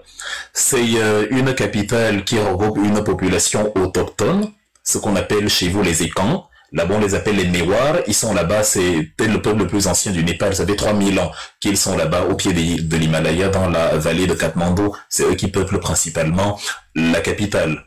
Ils ont une police absolument violente, c'est-à-dire des gens qui tirent sur la population sans réfléchir, des gens qu'on a vu tirer sur l'ambulance, des gens qu'on a vu, voilà, faire n'importe quoi, entrer dans les hôpitaux, menacer les infirmières, tirer sur tout et rien.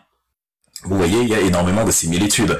Ils ont une histoire assez récente, parce que ils ne sont devenus république que depuis mai 2008, depuis le 28 mai 2008, à la suite de l'abolition de la monarchie, parce que c'était un État qui était habitué à avoir des rois, des royaumes, dont ils sont même plus jeunes que nous. L'argument des biéistes qui disent que le Cameroun est un État jeune, et ça fait qu'on n'est pas encore prêt pour la démocratie. Vous n'êtes pas plus jeune que le Népal, ils ont fait la révolution. Vous ne pouvez pas vous cacher, je vous l'ai dit.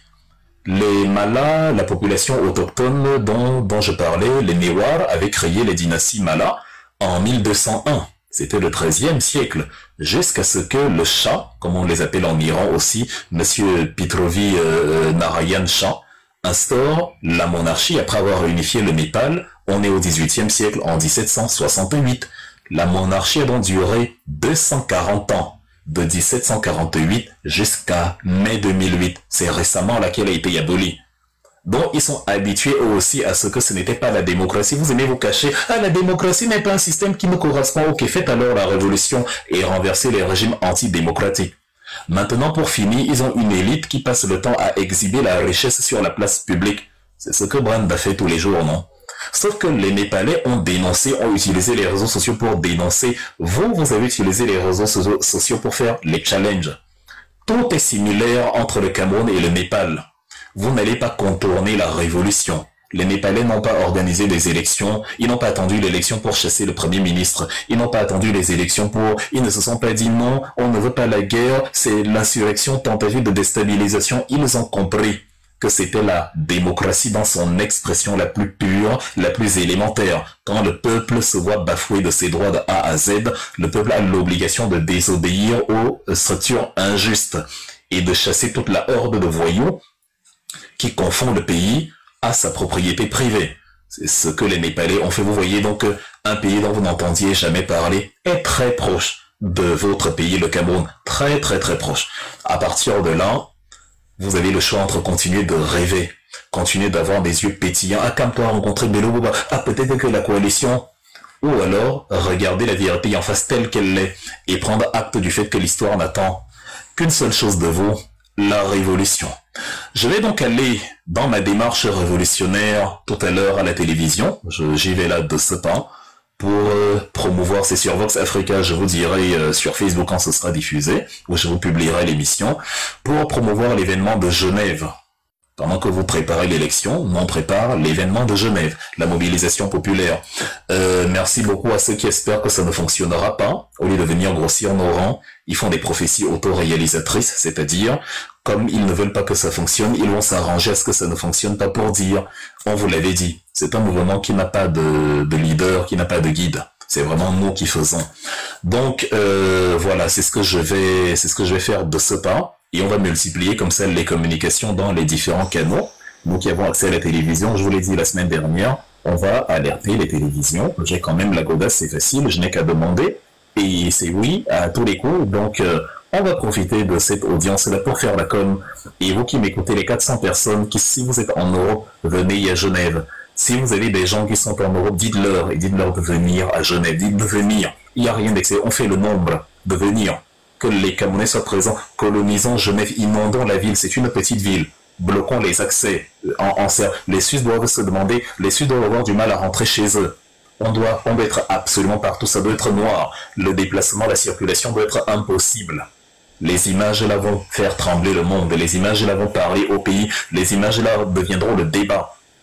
Et comme actuellement la manœuvre d'Atanganji et de Biya et de sa bande est de faire taire le volet fraude électorale et d'orienter toute la communication vers la coalition de Kamto, comme s'il fallait oublier la forfaiture du 5, on est là pour rappeler que ce n'est pas fini.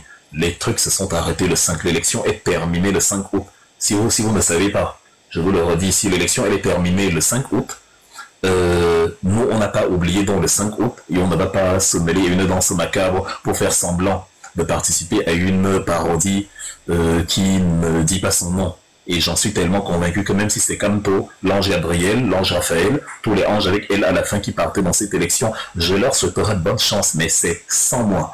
Donc, voilà, mesdames et messieurs, j'espère que vous aviez apprécié cette longue, c'était pas vraiment une conférence, c'était un échange, les gens sont intervenus beaucoup. Je vous dis merci pour le peu de cadeaux que vous aviez envoyé. C'est toujours très intéressant d'avoir une telle qualité de conférence et d'avoir moins de soutien que dans les lives célibataires. C'est aussi ça le sacerdoce politique. Je vous recommande à ceux qui ont oublié de commander les livres pour voilà, ceux qui sont intéressés dans la messagerie. Comme j'ai dit, je vais lire vos messages et voilà, ça ne souffre de rien. Et je vais me séparer de vous. Je vais lire vos messages et y répondre pendant le trajet. Tu voulais dire quelque chose, Master? Je suis en train de m'apprêter à lancer l'hymne de la Renaissance.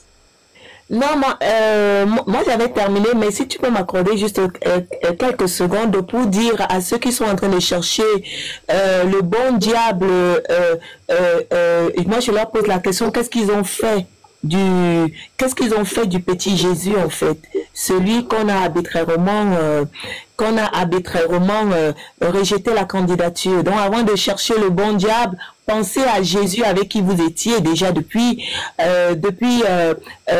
quelque temps ou alors beaucoup plus longtemps.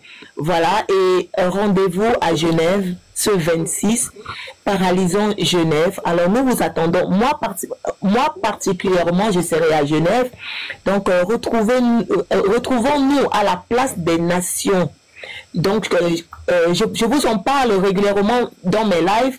Je vous indique comment est-ce que vous pouvez avoir accès directement à la place des Nations, hein, à l'ONU, à Genève. Soyons nombreux, venez massivement. Merci Wilfried.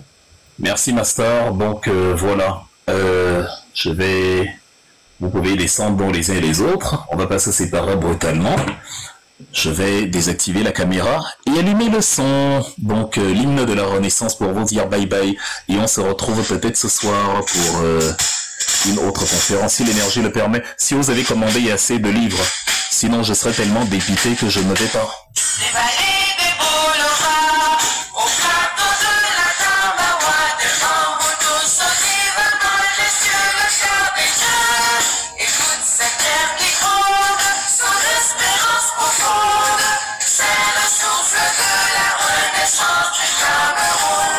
Elle est superbe la chanson. Déconnectez-vous.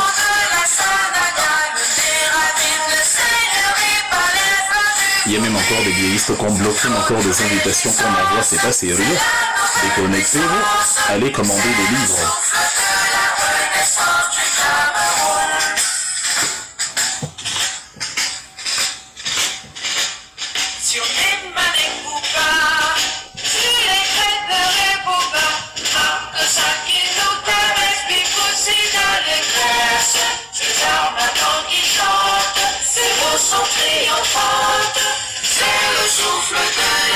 Le livre sur Amazon, chère sœur, le livre sur Amazon de 1, où tu m'écris sur TikTok, là dans la messagerie, si tu veux la version dédicacée du livre, tu m'écris, je vais t'expliquer les modalités d'acheminement.